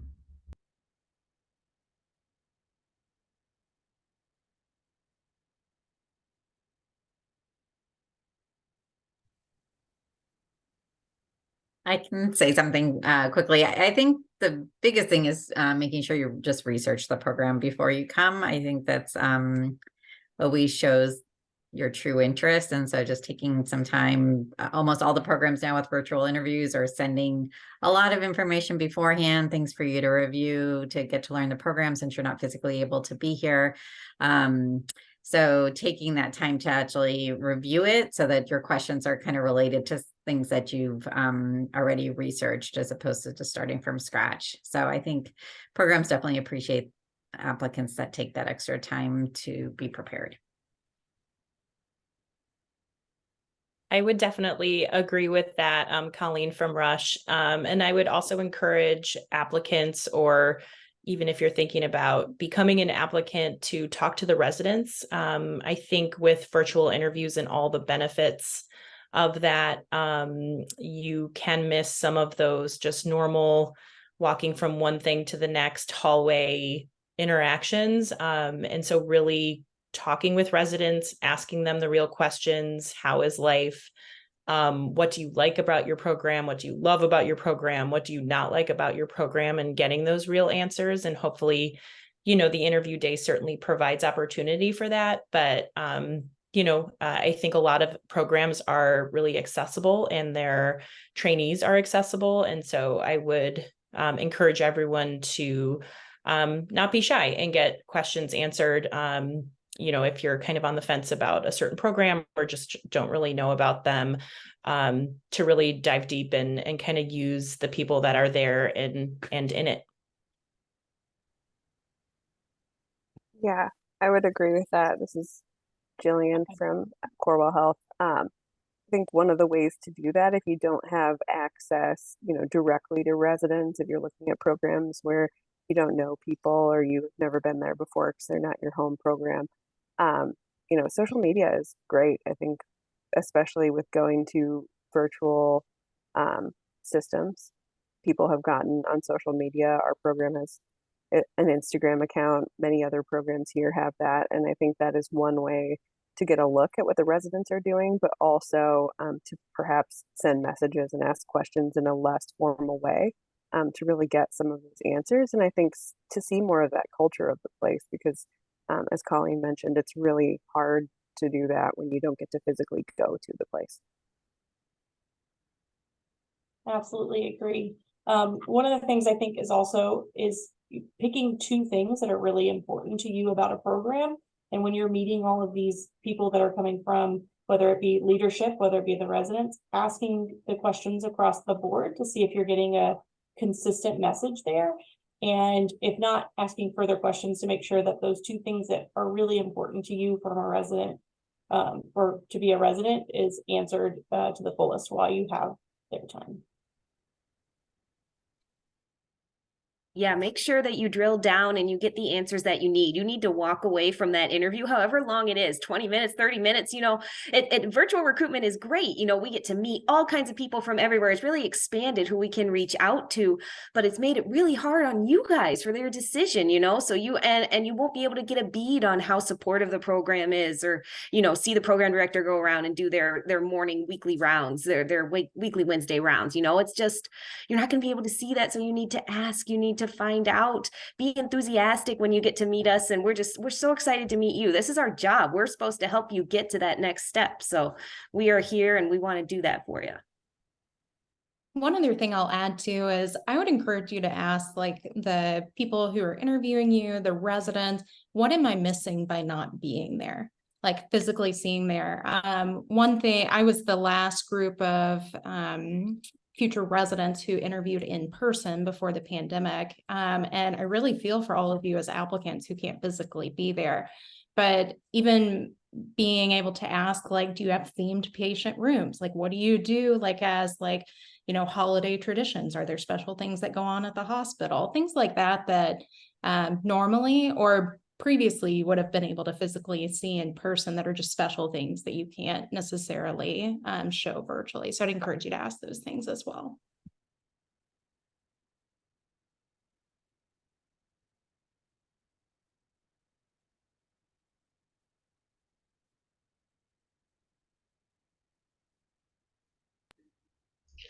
Okay, so this is on, oh.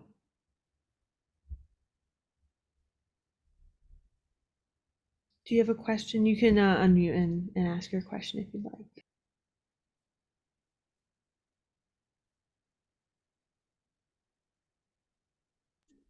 Okay, so the next question is, again, for all the programs, how can an applicant stand out besides things like test scores? And do you have any advice on how applicants can stand out in personal statements?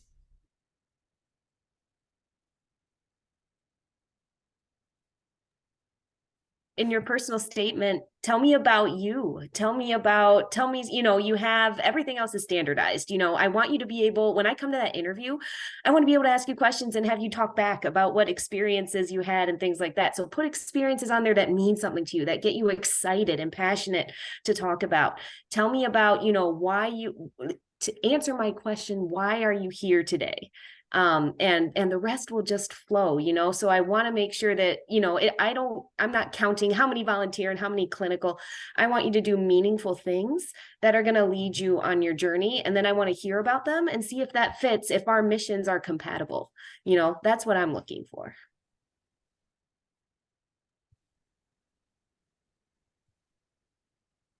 I would agree with that wholeheartedly. I think that the people who choose to go into pediatrics are a special type of people. And I think the thing that makes you you is who you are and what you've done and where you want to go. I think sometimes people forget when they're writing that, you're applying to pediatrics residency, but there's a whole life and career ahead of you. And sometimes you have an idea of what you want that to look like. And it's okay not to know the end point. You don't have to know your subspecialty or your general peds, but just an idea of what you want to do. And then it's jumping off point for a conversation. I think those are the most exciting conversations I have with applicants are, oh, you wrote this in your personal statement. Can you tell me a little bit more about that? And can my program fit that need for you, or are you looking for a different type of program?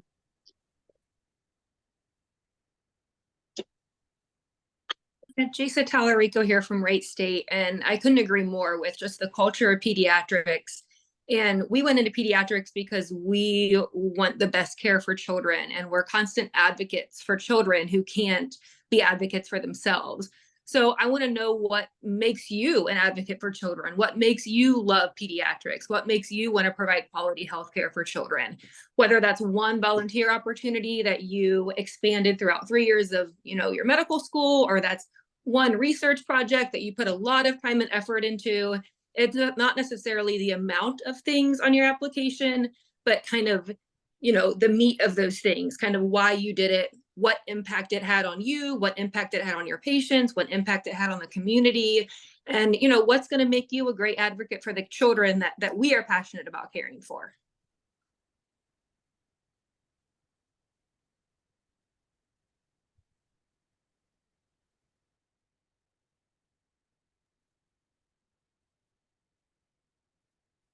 I actually at one point counted how many personal statements I've probably read over my life, and it's about 6,000. So I've read a lot of personal statements, and I have to say my very favorite one from all of those was someone who did 3 of her childhood nicknames, and kind of talked about how those described who she was, and like what parts, how some of those characteristics were gonna really serve her well in being a pediatrician. And to this day, that's like my favorite personal statement. So yeah, just something that just helps us get to know you. And then in terms of the experiences, kind of as was alluded to, is I definitely agree with the meat thing. So trying the ones where it's just like, oh, I spent a half day, at a food bank, and then I did a half day here, or I did whatever. But the ones that are like, wow, I really spent some time with this organization. I really was able to contribute and really able to grow as a result of that. Those are the ones that are, I think, the most meaningful.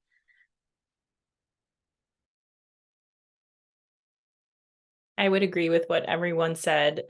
Just being genuine, being real, and not minimizing your experiences because they're, unique to you. And also not to be afraid to, be personal if you feel like you want to be, and is a moment to kind of speak to who you are. I've had personal statements bring me to tears and make me laugh out loud. So I think, that feeling, and if that's you, great. If not a problem, but just, just bring yourself.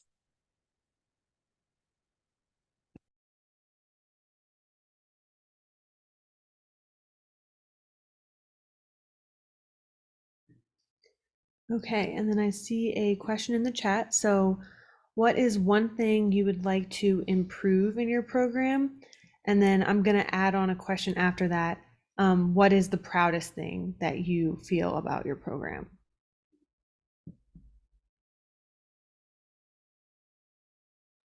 This is Jasa Tallarico from Wright State again. I can kind of speak to both of those questions because I've been at the program for so long. I went through it as a resident, stayed on as a chief resident, and now as an attending for several years.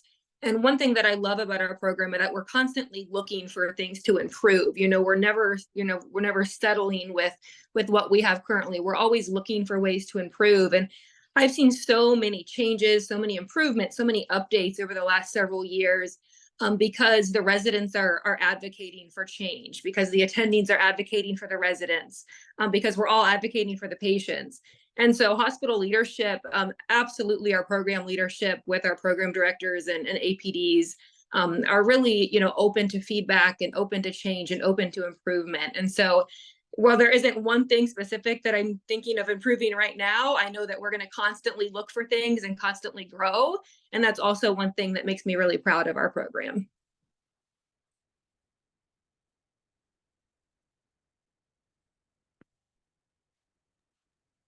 This is Jillian Bybee from Corewell Health. Building on that, I agree that our residents are people who I think feel comfortable voicing when they have concerns. And one of the things that was coming up in the last couple of years was that they wanted to know where their event reports went once they filed them. They were going into this black box and they had no idea about the follow-up. And so our program director, Dr. Saplinga, made it one of our goals for the last year to really put that in our business meetings and be bringing that forward so that they could see what was happening after they brought up their concerns. And so that has been top of mind for the last year. And the thing that we're continuing to improve is that, out of those things, often event reports and event reviews happen. And so we're doing a better job this year of getting residents involved in those event reviews to be able to see what the process of change and improvement looks like from a systemic level. And I think someone just got put on one last week and is very excited to be part of it, just to increase the transparency in our program. And I think that, it really speaks to the culture of the program that it listens when residents have concerns and that the hospital listens to the residents as well.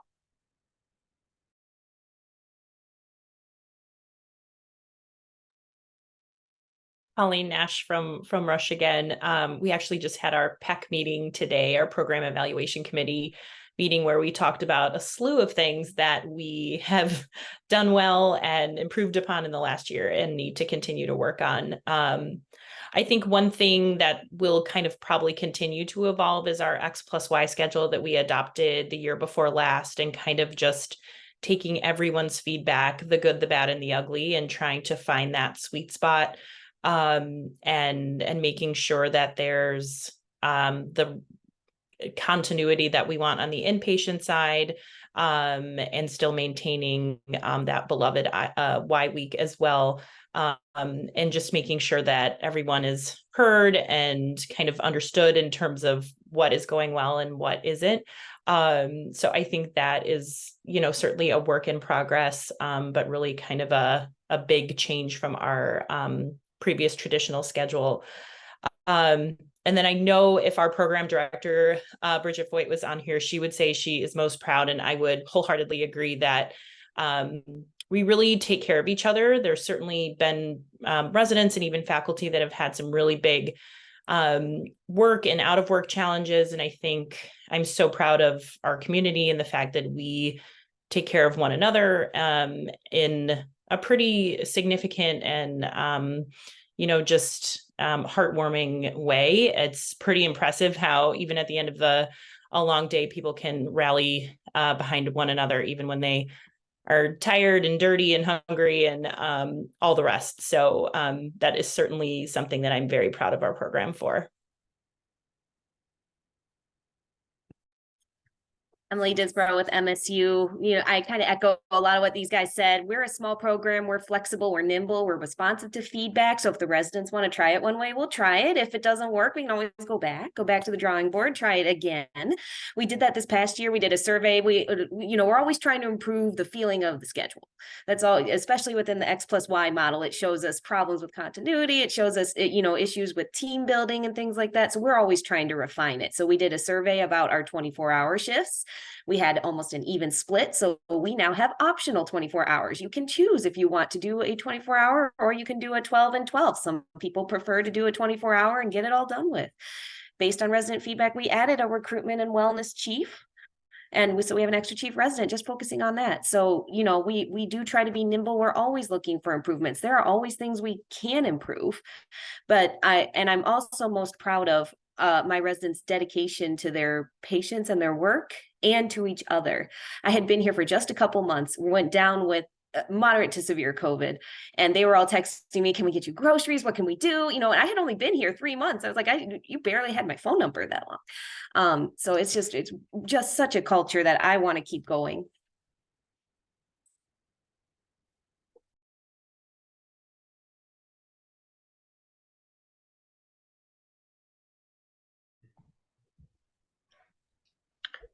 Again, this is Dylan from one of the chief residents from the Bright State program.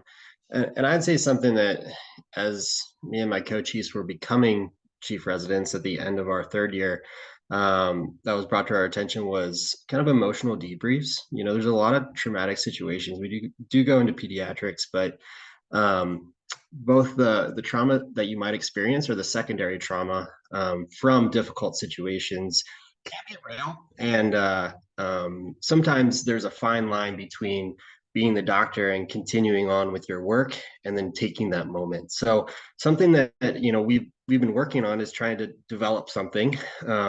And a few of our great doctors and support staff at Dayton Children's has come up with a Pause Plus program, which is like a 15-minute emotional debrief to really stop rounds and before people leave to really kind of examine people's thoughts and feelings and acknowledge the trauma that happened to the patient or to some support staff and kind of let all those feelings go. And then have the ability to have a psychologist present almost all the time that you can sit down with for one or multiple visits individually or as a group and debrief. Because we know those things can really weigh on you, not just in the moment, but for days or weeks afterwards. So it's still a work in progress, and we're trying to develop that further, but something that I'm proud of in just a few months into chief year.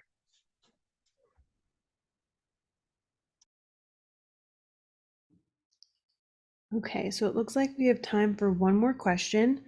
I got a chat that I wanted to ask to all the programs. What are some things that an IMG applicant who graduated 9 years ago can do to stand out in order to be considered for an interview now?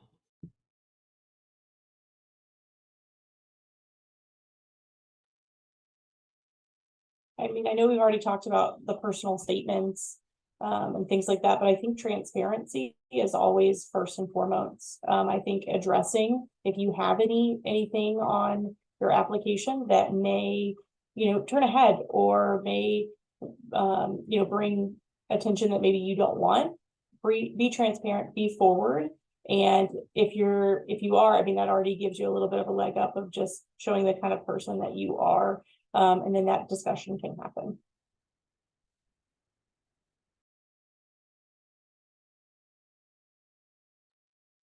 Yeah, I stick with what I say before, show me that you have still continued on your journey, just show me all the steps that you've taken, explain, what have you been up to those 9 years, and just kind of lead me into where can we come together and where can we keep going on that journey. So show me that you've still been active and that you're still pursuing your dream.